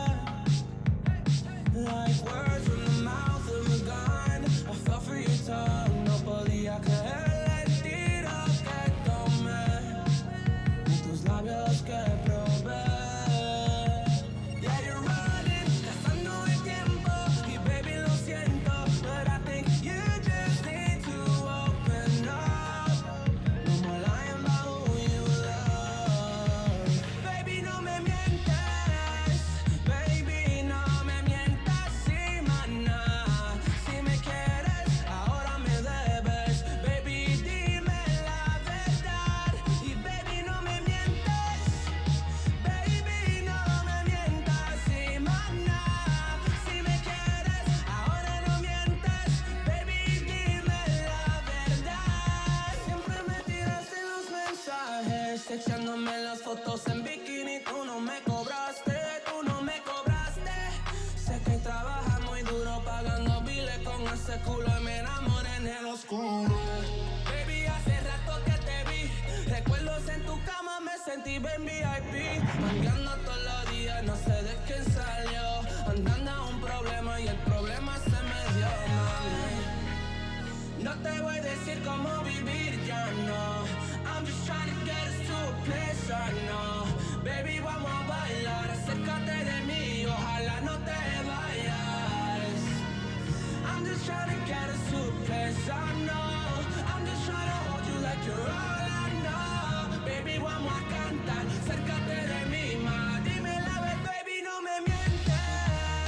Baby, no me mientas, sí, maná. Si me quieres, ahora me debes. Baby, dime la verdad. Y baby, no me mientes. Baby, no me mientas, sí, maná. Si me quieres, ahora no mientes.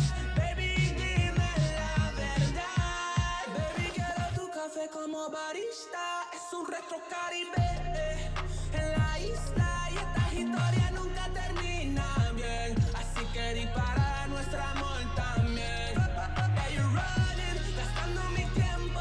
Y baby, lo siento, but I think that you just need to open up.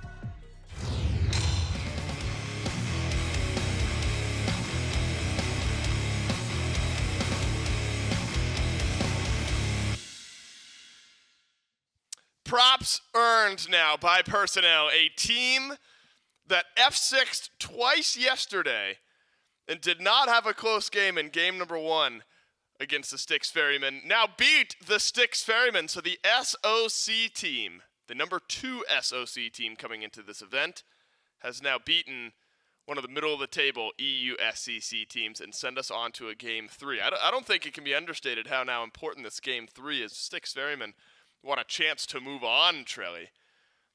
You got to beat the SOC team again. I'm sure the Ferrymen still feeling confident. But we were wondering, how do you draft if you're Personel? And they drafted a really, really solid team comp. It was then about team play to back it up. And they had it here in game 2, and the SOC finally on the board. Yeah, they certainly did. I'm glad that I was able to, hype up their background right before then, because I said I want to see them win. I want to see more of it, and I get to see it now. It's behind me, even better.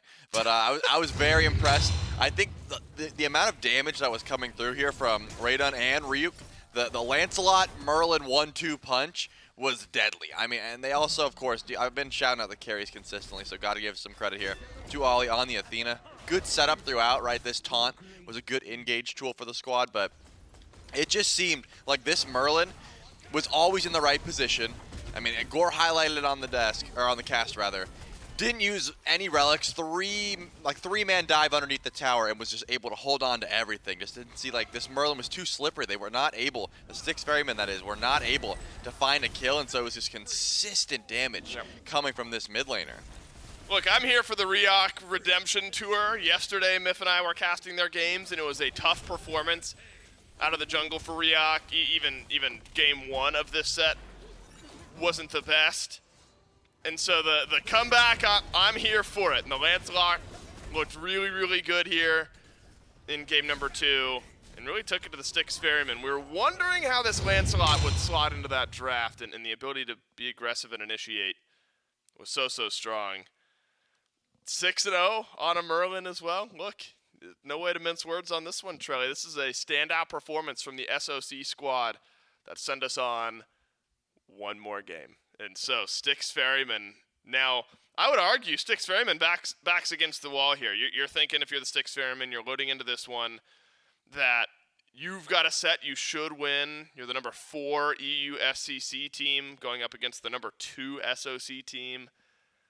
And now suddenly Personel have swung first. Suddenly Personel are the team that have swung back now in this set.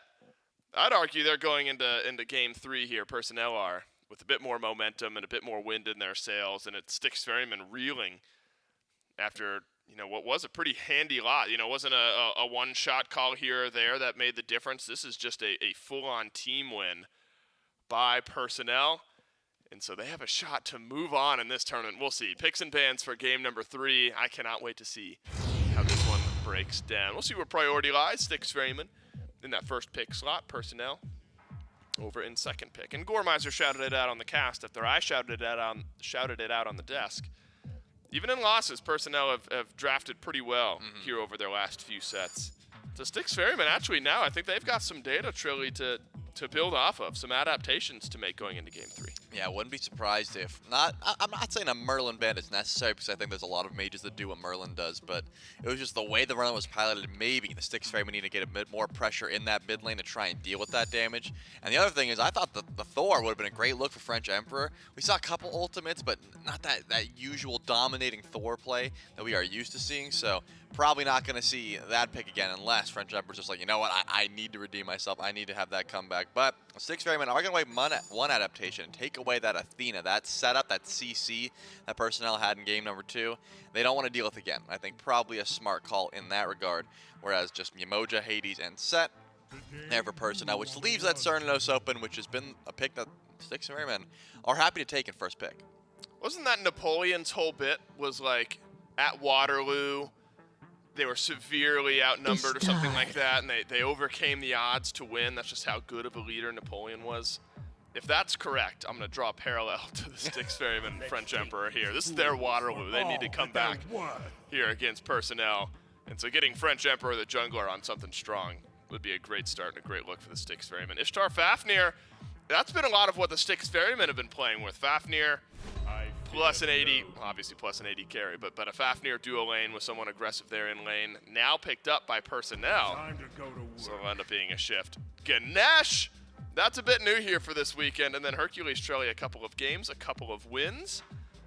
And so you're going to get some aggression, presumably, in the solo lane, and some good utility over in the duo lane. Yeah, I'm happy to see the rise of Herc being played. I think Lystemix had some great games on him, but when you see Artio immediately locked after, that's a little bit annoying, right? In lane, that driving strike, one of your best fighting tools, just gets shut down by the cripple field. So that can be pretty annoying, but as long as you're just standing up and not trying to brawl with an Artio, should be just fine over in that solo lane.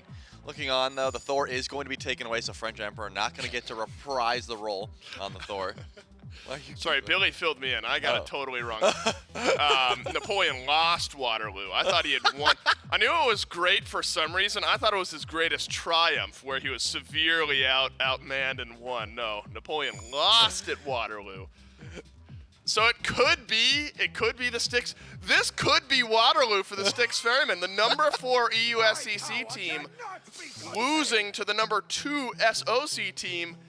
That would be a pretty resounding loss. So I'm sticking with it, but for a different reason that I initially meant it as. We're out here educating not only me, but then through me, everyone else.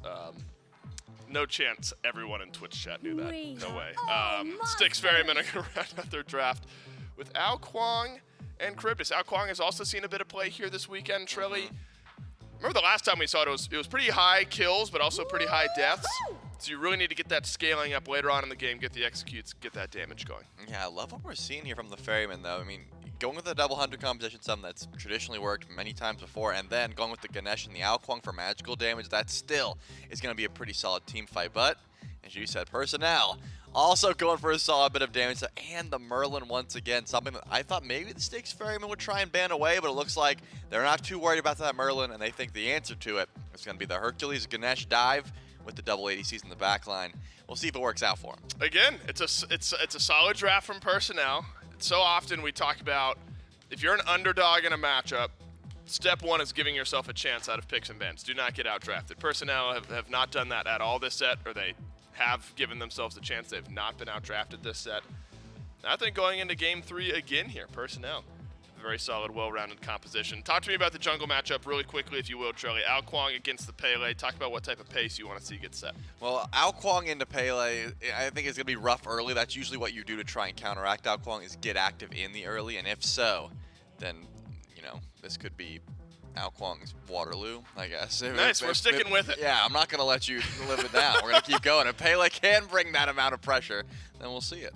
Charlie, there's something to be said for amending a statement when new information's been... Oh, of course. This isn't new information to most people, though, just to me.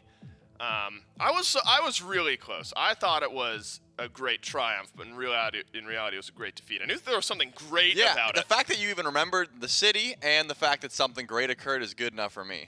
That's right, and there's also there's like a big piece of chest armor from in a museum somewhere. It was like a giant cannonball hole in it where a dude was just... Was this when you went to...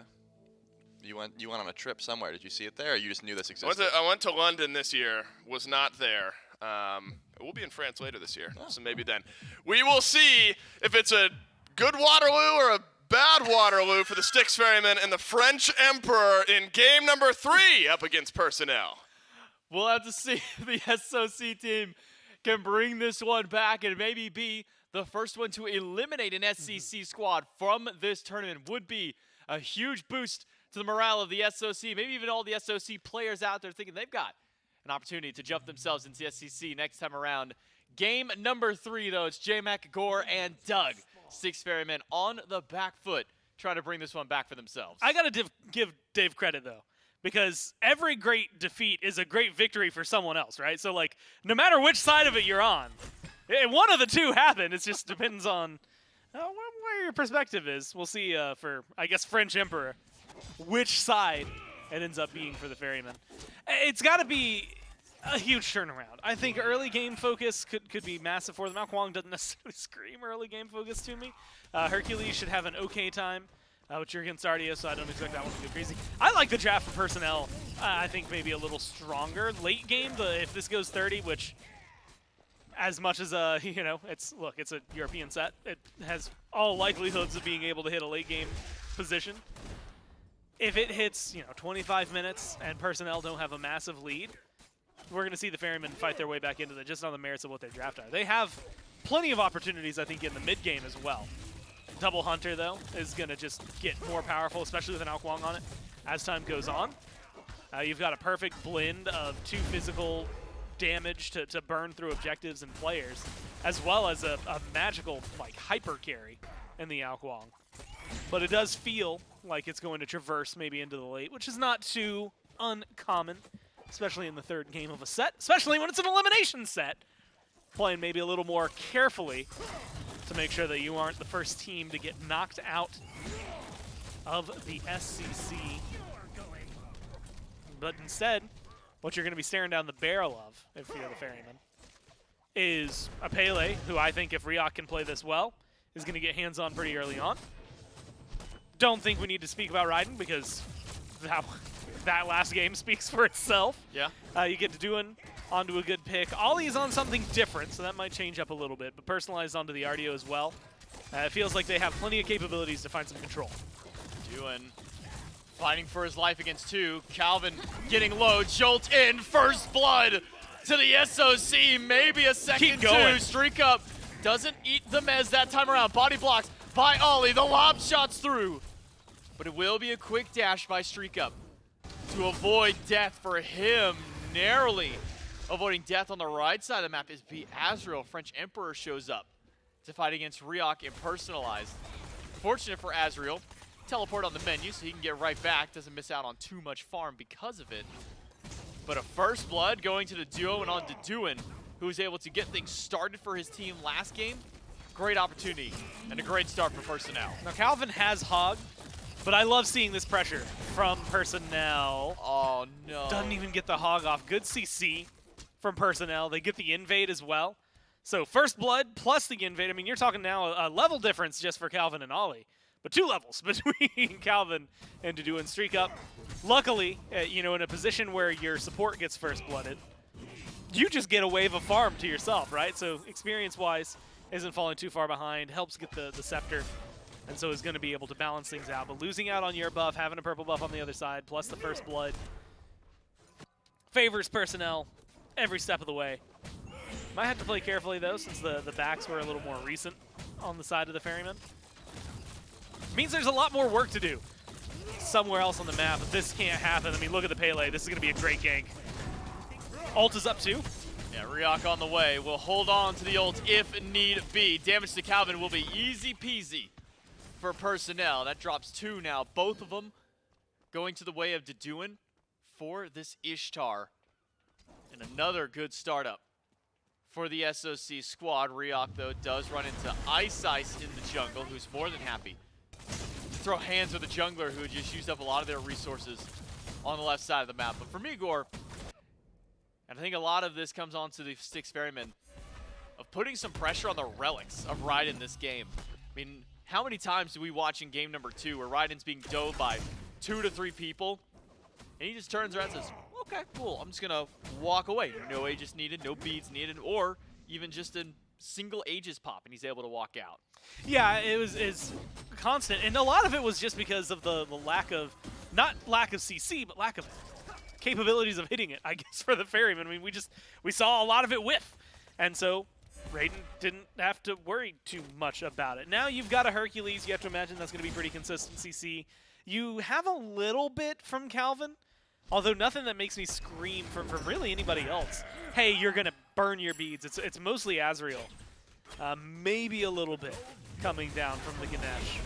And maybe technically a little bit that could come from the Kuang, but realistically, I think we're going to get to see the Merlin have not an easy early game, but a very neutral early game, right?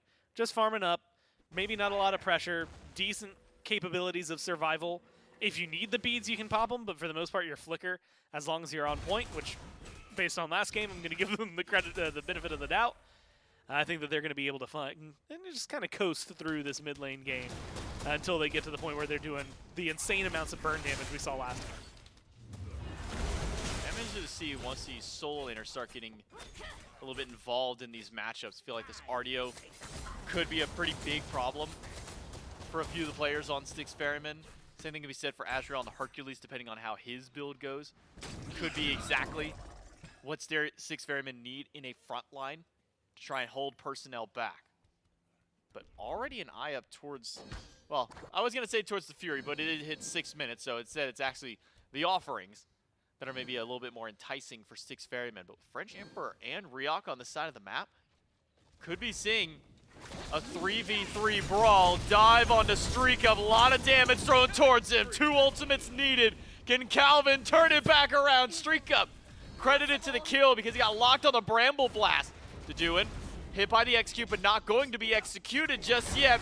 StreakUp, or I should say iceice, goes in with the ult, but doesn't find anything there. 1-for-1 trade. Hunter for jungle. I like the kill, though, the presence from reeok. Unfortunately, you traded out, and kind of unfortunate that it goes to StreakUp in the grave instead of maybe throwing it onto the support. Or I guess in that case, it would have just instantly gone over to French Emperor, thanks to the Ganesh passive. And so maybe actually better that it doesn't go on the jungler. reeok, though, presence, that's what I wanted to see from this Pele. That's what I'm getting out of this Pele. If you die there, it's fine, just because you're going 1 for 1. If you can go 1 for 1, 1 for 2 in an ideal world, things are going to work out well for you and your squad. My lord. The CC chain, and by that I mean the singular stun from Olllly, maybe at least the pullback with the Eclipse as well. Let's try and lock iceice inside of that Blizzard. Get some good damage on the Charybdis. Though still a very safe hunter once that Whirlpool form is accessible to them, as highlighted here, as soon as I get to say it. Gives them a lot of mobility to get away from most of that, but holding on to the beads, even despite all that, means iceice will have it for the next engage. And maybe the most devastating part of that gank on the left side core was the fact that a 3rd kill went over to Duduin, who has been doing so well throughout the early game of game number 3 so far for Personel. Yeah, no, and after, I mean, the way game 1 went, you would think it'd be the opposite story. But Duduin playing this Ishtar incredibly well, stacks up in terms of where the Devo's gauntlets are, but like you said, 3-0. Not really that much under pressure, still has beads. That is one of the win conditions, mini win conditions the Personel have. Gonna lose a purple buff, but at this point, I think you're more than fine. reeok, Olllly over here. They might be able to just turn and go on Calvin if they want it. Calvin almost body blocked by Olllly. And he Couple of stuns. long-range shots from Duduin, but Olllly already used the hammer trying to grab FrenchEmperor and missed out on that, so no follow-up to try and take down the elephant this time for Personel. Because of all the action that's happened on this side of the map, Duduin hasn't been able to get a whole lot of solo farm. So very slight XP has gone over towards StreakUp. He's been able to get some more of these neutral objectives. These scepters have been going their way. Maybe a collapse onto FrenchEmperor. Olllly dives in, does break the stealth, but no follow-up from the rest of Personel. I don't mind that, first off, 3 kills going onto the carry and then kind of matching the space. I don't want it to get late game if you're Personel. It feels like that's just going to let the Ferrymen kind of take complete control of the game. But I think they're in a good position right now that they're not rushing to, or scrambling even for some of these leads. Gold Fury is a very easy option for them should they so choose. But again, the downside I think both of these drafts are going to deal with is the fact that they both have some absolutely insane burn, but no secure whatsoever. Olllly tries to save his Scorpion. Does not do so. That one's stolen away by Styx Ferrymen. And that's keeping this game very even. Only a couple hundred gold and experience between these two teams. Even despite the 3-0 start that Duduin has had, he hasn't really been able to amass this major lead over his opposition. Like I said, experience dead even in that regard. Gold might be slightly up for Duduin just because he got that first blood bounty, but actually taking a look at it, no, he's behind in net worth to Styx Ferrymen. StreakUp, after going down once and having his support die twice, been doing a great job farming for himself. Yeah, and honestly, I think that it's on their part. I mean, look at what they've been doing on the map versus what we've seen out of Personel. Personel gets a 3-0 start for their hunter, and we saw one purple buff invade, and that was kind of it. I mean, nothing massive from them. Meanwhile, exactly what you had highlighted, right? Scepters have been going to the Ferrymen. Ferrymen are getting greater Scorpions. Ferrymen are going for invades. Ferrymen are controlling some of the neutral camps. Like, if they're going to get a majority of the free farm that exists out there, despite being technically behind, that's going to be no surprise that Personel struggle a little bit. And that's one of the things we always talk about, SCC to SPL. And now we can see if the SOC team can handle it. The farm needs to be matched here. And so that pressure is on Personel to make sure that they can come up big. It's not a massive deficit or lead for either team. But all it takes is like one slip up into a Pyro, one slip up into a Gold Fury, and suddenly the game starts to feel like it can be out of control. It felt like game 2, once the objective started rolling through, that ended up being a lot better for Personel. We haven't really seen an edge towards either objective just yet. Pyromancer still standing, Gold Fury not even hinted at by either team. Closest we had earlier was in the offering spawn, and the whole team decided, hey man, these are some really important offerings, and they grouped up around Fury, but didn't actually get a fight. Riding on the Merlin, 2 items deep now into the build. Has some good damage against iceice, my goodness. Again, a single hammer stun, even with only 2 items in. You can see the combo potential that Olllly and RAIIDUN have together. Yeah, I want to be able to see a little bit more of that. That's the glowing, kind of reception for them. I keep talking about the late game for the Ferrymen, but I mean, like, you got to think about it. Artio, late game, a Fafnir, late game. reeok, I think, at any point in this game is going to be able to do a lot, but the Pele is going to add more damage. But it is that shining star that is the Merlin that has my attention, because that is going to be the thing that could potentially, just pick up everything for this team. The amount of damage we saw, the amount of pressure we saw, turnarounds we saw that were based on some ice, some fire, any of that stuff coming from the Merlin means that I have a lot of faith in what RAIIDUN's going to be able to bring to the table, and I hope to see even more of it as this game goes on. Yeah, we do have a brief pause in the action. Should be able to jump back in here in just a moment for these two teams, but sitting dead even at this point. Personel, best thing they can do right now is to try and at least keep this even pace, but I think you and the desk are right to highlight that this is definitely not one that Personel wants to take maybe beyond that 30-minute mark. Try and get this one closed out before 30 minutes hits on the clock. Try and keep this one maybe around that 25-minute or so. Get this Pele going. And for reeok, mostly just to kind of get active. It feels like after that death that he had over on the left side, it's kind of knocked the wind out of reeok's sails. And man, I died. I didn't get the kill. I went to my hunter, and then I ended up dying after. Feels like he hasn't really been able to get very active. Now's a perfect opportunity to do so. Duduin loses out his beads. The assist from reeok is there, and he gets the kill. On to StreakUp. Calvìn will lock him in with the Dharmic Pillars. Knockup is there. But Calvìn, does he have the damage? Stun off the mark. Turn of Fate shouldn't get a kill here. No, it will not. So finally, reeok gets what he wants. Iceice. Finds a kill. Delays time for FrenchEmperor and iceice to go here. FrenchEmperor dies under the tower. Doesn't even need the X2, but a stun by Olllly is good to hold this one out.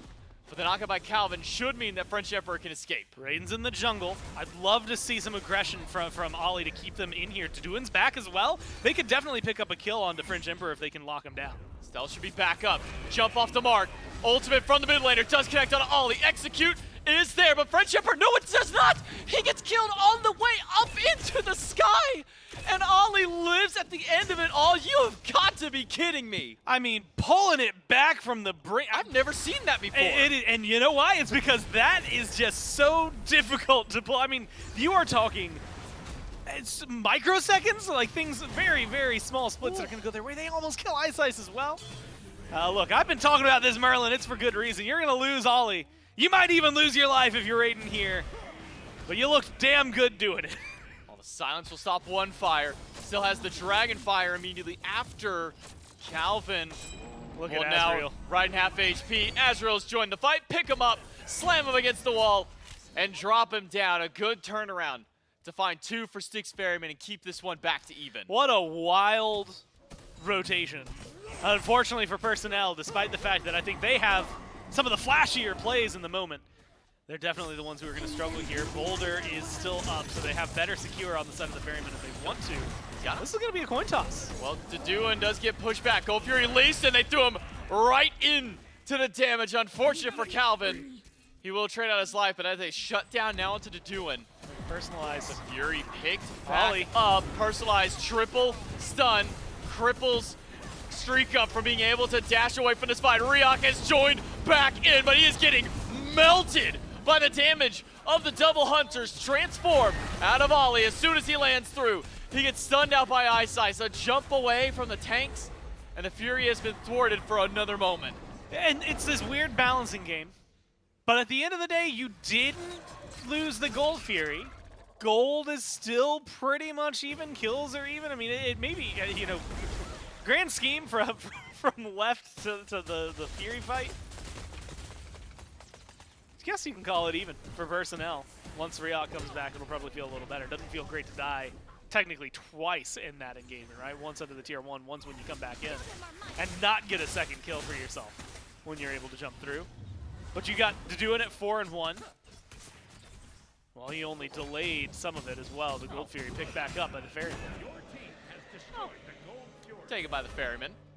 So now we see our first, I don't want to call it a significant lead because it's only 1,000 gold, and that's not really much at 16 minutes. That's what, like 2 wards?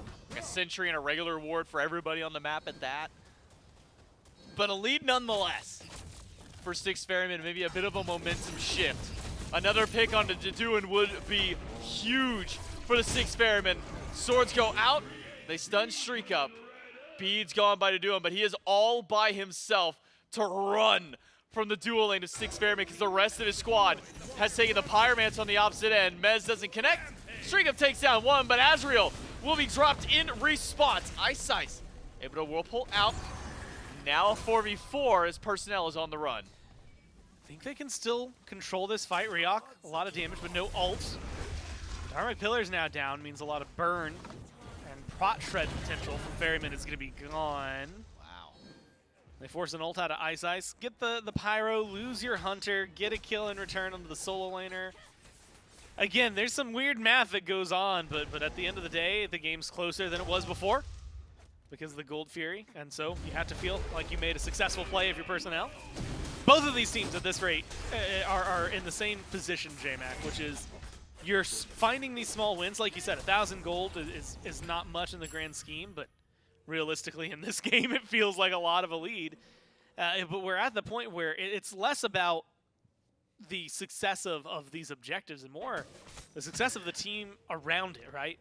We've seen a lot of these, you know, you're picking something up. 6-2 for StreakUp, obviously a really good game. But both of these teams are losing just as much as they're picking up, right? It's very even, very back and forth. Fun to watch competitively. But if you're looking for a win on either of these squads, then right now your mind needs to be on trying to clean these fights up to the point where you're not dropping. You know, you're not going 1-for-1 in kills and, you know, managing to squeak out an objective. You're controlling the objective. You're getting the two. And again, for Personel, as much as I think their damage is really solid, and the Ferrymen maybe are kind of playing into the hands of RAIIDUN with some of the groupings, and the jungle works out well for them, you're also playing into a double hunter comp, and give them one more item, especially for iceice. They're going to chunk you down just as fast as you're chunking them. So you're going to have to play very carefully if you're Personel. With the amount of aggression we've seen, it could be very easy to get caught out of position and erased before a fight even begins. Feels like these hunters. And by hunters, I mean the two that started over in the dual lane specifically. I've kind of been fighting for the KDA. 6-2-0 for StreakUp, 4-2-2 for Duduin have been the main ones to get some of these kills for their teams. The other one, the only other kill for Styx Ferrymen allocated towards FrenchEmperor. The other 3 for Personel towards the mid and the jungle. So spreading the love a little bit more so on the side of Personel. But this dead even game, it's just getting more dangerous for Personel. That's out Kuang, 3 items into the build now. Polynomicon online. Great quick reactive stun by Olllly, seeing FrenchEmperor walk over the ward. Try and keep this out Kuang at bay, and that's what Personel has got to worry about probably the most. Sure, the double hunter is going to melt through objectives, especially with one going crit.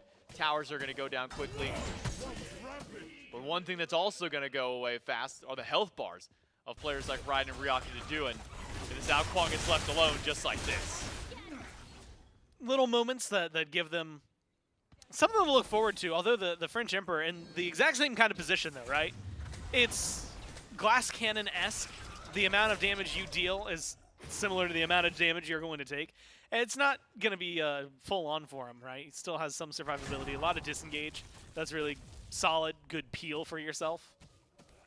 Let alone your team helps him get down into an XQ range. Suddenly, you're maybe even leading the way for him.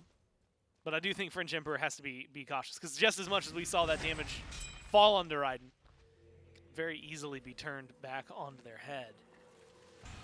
Honestly, JMac, at this point, I'm looking at neutral objectives. I mean, this is one of the most even games. First off, I have to give them shout-outs, because a lot of the times we'll say that 21, 22, 23 minutes into a European game.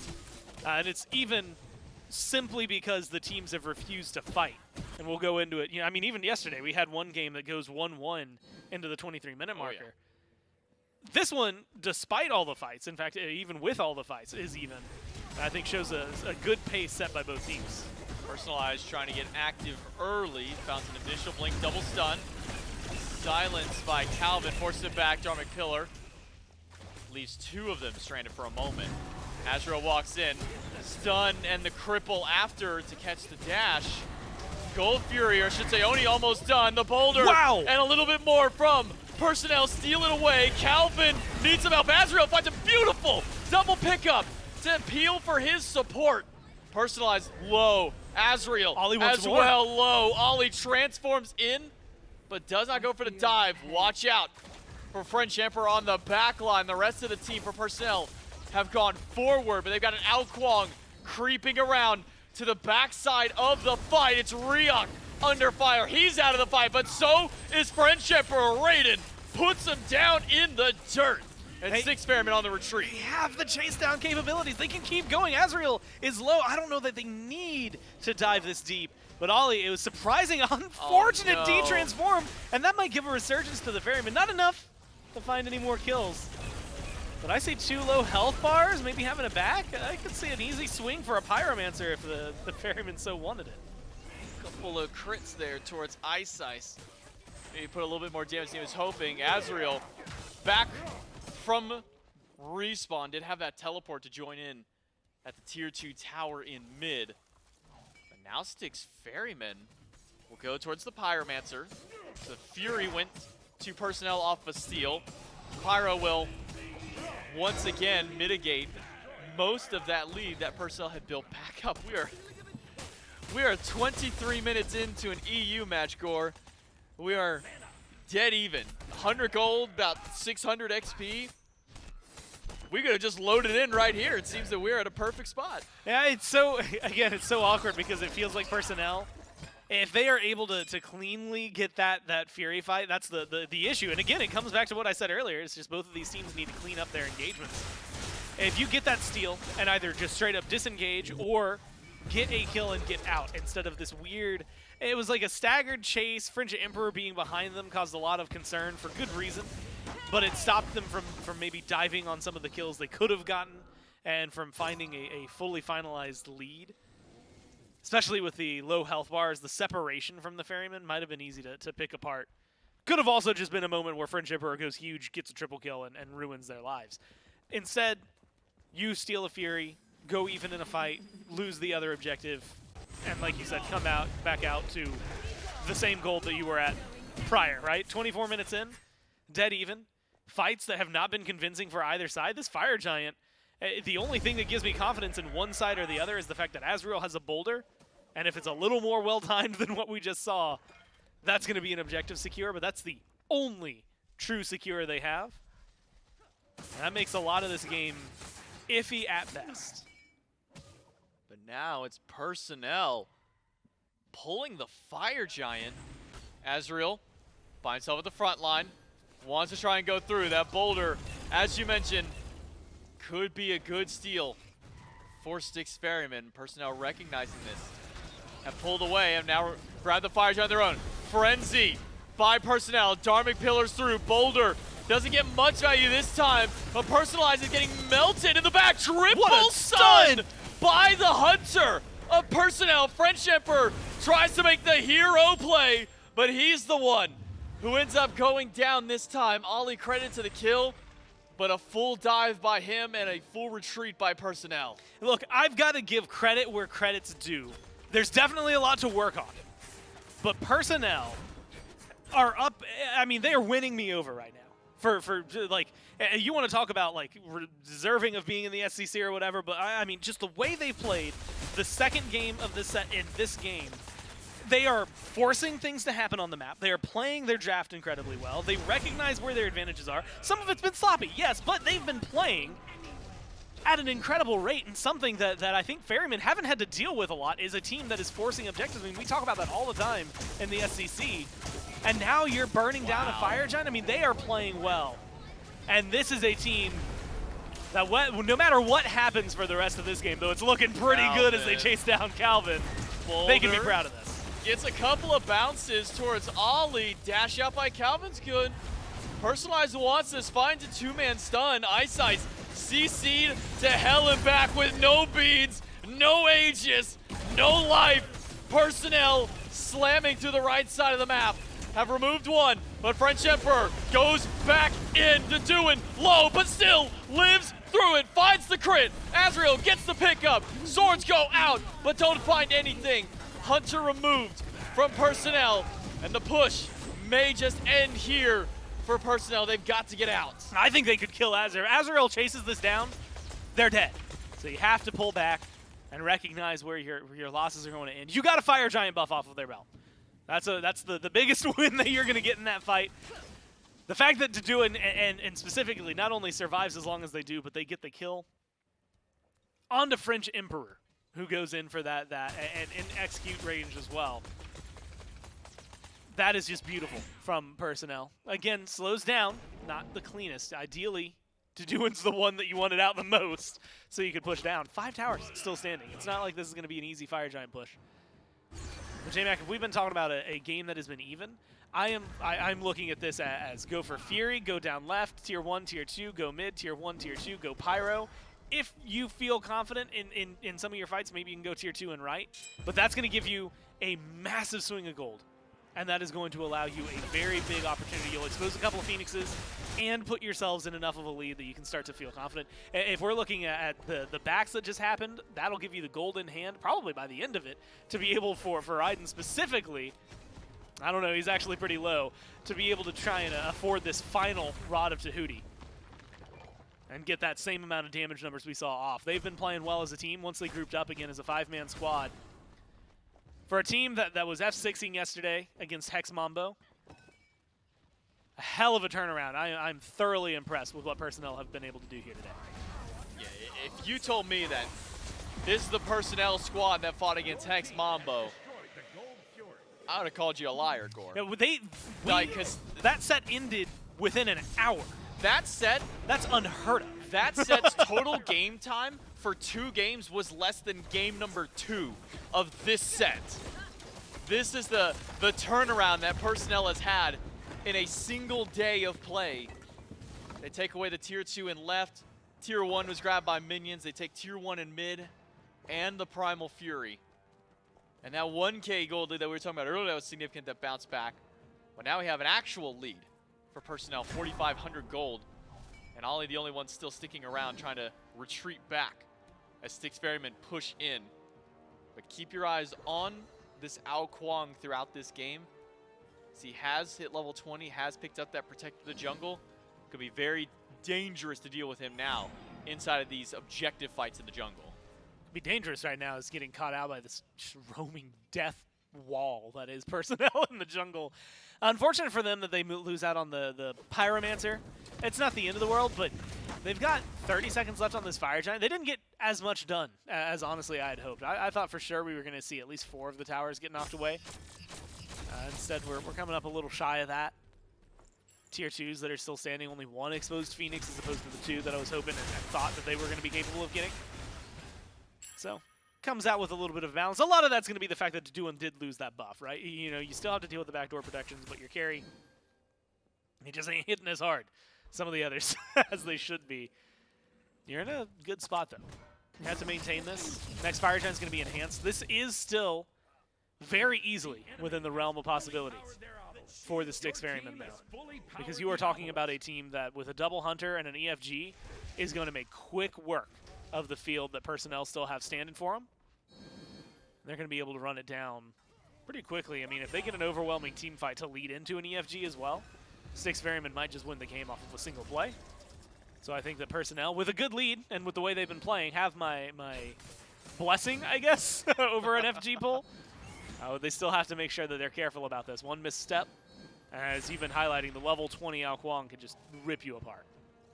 FrenchEmperor's done a great job this game of kind of petering himself off. Super low on the player damage. And away from everyone else. Hasn't been able to get the most damage throughout, but hasn't really been able to get as active this game as maybe someone like reeok or someone else across the board has. Top damage goes to the 2 Hunters. Olllly picked up, pushed back. Olllly low. Will be able to jump away. Boulder doesn't get anything this time, but by TKOing this Fafnir, that opens up the door for Styx Ferrymen to maybe try and make a play. I don't think they realize that reeok has also backed Calvìn. Drops the Dharmic Pillars, walks into 3, does find 3, stun. Look at the All damage down onto to him. Calvìn. French Emperor goes in, but he's thwarted instantly by Personalised. I think that this is a play that, you go for the kill. If you were able to capture them in the Dharmic Pillars, I think you jump on them. I almost think they should have turned and maybe started DPS on the Fire Giant. They've got a lot of burn. I don't know. It wasn't going to work well either way. So both options not necessarily clean for him. Now Calvìn, TKO'd, advantage numbers go towards Personel. They've got good burn. I think everybody needs to be careful. A lot of relics, especially aggressive ones, down on the side of Ferrymen. Ice is just gone! Ice is gone. Transform out of Olllly. French Emperor stunned, taking a bit of damage. Will stealth out. Ice Bolt does hit, but now Personel have pushed Styx Ferrymen out. Enhanced Fire does get reset, but can go right back now to Personel. BeAzrael wants to get something onto reeok. Forces the beats from the Pele. RAIIDUN has gone away from the fire and instead towards Calvìn. Body blocked in his own pillars and dropped by the mid laner. The SOC have a 2-man advantage, and Personalised is gatekeeping the entry to the Fire Giant pit. French Emperor to the back line, caught out by Olllly. French Emperor has to stealth away, will not get a chance to fight back in. reeok has shut him down. Personalised has caught StreakUp. Is the first team going out, Gore, gonna be the SCC because Personel have the enhanced Fire Giant and only one left standing. iceice up in 3. I've got to give them credit where it is. Look, iceice, BeAzrael, they have a lot of work cut out for them, but this is an EFG. You've got 40 seconds, 20 until Calvìn comes back. Minimum, you're going to break down a Phoenix. You got a Trebuchet. If they can get a kill onto iceice or BeAzrael, it's game over. 15 on Calvìn. BeAzrael and iceice here, but Whirlpool is gone, and so is the mid Phoenix. BeAzrael stunned before he can dash. Finds the push onto Olllly and is being chased out by Personel, who cannot stick around too much longer to try and force out the fight. Calvin's back with French Emperor in 15 and StreakUp in 20. Personel make the wise call to only go for the birds. Going to be able to pick up a Fury on the retreat, strip the jungle. I mean, look, if you got a lead and you're pressing it as far as you can, this is a team that's going to be able to do so. I have to give them so much credit. I mean, well played around that. Twice they bait out the ults from the front line. You had even called it at one point when reeok backs alongside Olllly. It feels like there's a massive advantage. RAIIDUN and Duduin only able to do so much. But then you go look at where it is. I mean, we've been talking a lot about it, and the desk mentioned it. Talk about late game hyper carries. You got to mention the Kuang because his name is in that conversation. He's 1-5-1. Last time I checked the damage charts, he was just above the supports. And now he's just above the supports and the Hercules, so it didn't necessarily get as much done. A good swing, but French Emperor, much like the desk was alluding to as we jumped into this one, maybe falling a little short in a very important battle. This might be a Waterloo situation for Styx Ferrymen up against Personel as a 10,000 gold lead for the Chaos side team. Everybody full build for Personel, near full builds for most of Styx Ferrymen. This could be the final fight for Styx Ferrymen to hold Personel back. There's a tier 2 and a Phoenix standing in their way, and Styx Ferrymen now slowly gather themselves to the right side. I mean, but you got enhanced fire minions on left. They just cleared out the enhanced fire minions in mid. So someone has to separate, or else that left side minion wave is going to be too powerful. And that just means that you're in a numbers disadvantage the entire time. You send one mid, reeok, you can see kind of fainting that way. You got fire minions going there. You've got a lot of damage. Personel are on a great position to try and get this Phoenix. But it's that risk and reward, right? You step too far forward, suddenly knocked up, pushed back in with the thanks of BeAzrael. Get the Dharmic Pillars, though. That's a pretty big win for Personel. And again, minion waves to work with. They've got a lot pouring in mid and in left. They're going to have a massive advantage here. Good poke towards Calvìn with pillars gone. BeAzrael rooted, locked in the ice. Personalised won't go too far forward. Gets pulled back by BeAzrael, but the push stopped by the cripple field. Phoenix still standing on right. But fire minions going in towards the Titan. This has got to open up the door for the right side bird. Personel are just a few thousand damage away from taking game number 3 for knocking out the SCC squad. BeAzrael CC'd. The stun is good. BeAzrael throws out the boulder, but what more is there? reeok chases down the Herc, but misses the shot. Instead, it's FrenchEmperor, the first casualty of the fight. Transform by Olllly. Just gonna set up for the damage on to Calvin. BeAzrael, the lone tank left with his 2 hunters. It is not enough. The SOC will move on. It's the Styx Ferrymen out first. And I gotta give them the utmost credit. Personalized are getting thrown all of my praise because that was impressive. I mean, like, again, so much that they did there are things that we have talked about in the EU SEC, things that I know we've probably said against the Ferrymen in the past that were not happening. Forcing objectives, forcing fights to happen to make sure that their lead, and while they had it, amounted to something. I mean, playing the map really well, playing the fights really well, starting that game off with a massive lead over and left, even though it goes even for what feels like eons in the game. I think that they finally start to clean up those fights as we get to the end. We get to see a lot of big damage from them. And then that frontline control that came down, and we didn't get to see as much of it. Personalized on that Artio provides so much utility for the rest of the team that it really just helped them knock down the door and knock out the Ferrymen. Styx Ferrymen came into this tournament the number 4 seed, lost to the number 6 Niflheim Wargs, and now the number 8 in Team Personel, who will be the ones moving on in your tournament. That's it for me on Grow on the Cast. I'll throw it over to Des to break it down. We have now had 3 straight upsets in our last 3 best of 3s, the last 2 sets yesterday, and then starting off our day here today on Friday with a big, big upset. The number 2 SOC team coming into this event just knocked out the number 4 SCC team. And my goodness, what an upset it is. Given the rise from yesterday, Personel, Trelly, I mean, part of me feels bad to keep bringing it up, but they F6 both of their games yesterday. They lose game 1 today against Styx Ferrymen. That is some mental fortitude to stick around to then beat them in back-to-back games. Now the Styx Ferrymen, they go home. That was an elimination game. No chance to qualify to Worlds now. And Personel keep those hopes alive. I would argue that sometimes F6ing can save your mental a bit. When you realize that a game is gone and there is no way you're going to win and you are just getting farmed, sometimes just getting out of that situation can save your brain power for important sets like this one where Personel were able to absolutely pop off. I'm amazed that RAIIDUN was able to get this Merlin again, top of the damage charts again. It was absolutely insane on this Merlin as well as Duduin on the Ishtar. It just seemed like the carries of Personel were so protected, and that also goes to Olllly and Personalised for being able to provide so much CC so that their carries could succeed. It's not easy being a backliner, but when your tanks are this far forward, when they're setting up for you like this, then it does become a little bit easier. So I gotta give credit to the DPS here on the side of Personel. You'll see it the damage numbers later on, but they were absolutely popping off. Yeah, Duduin really surprised me around that Fire Giant. Massive 3-man stun to send back the Styx Ferrymen defense. And then it's consistent team play. Remember, after game 1, I was not going easy on Personel. I was talking about how macro game they were getting outclassed. They did yesterday against Hex Mambo, and in game 1 they got out macro gamed by the Styx Ferrymen.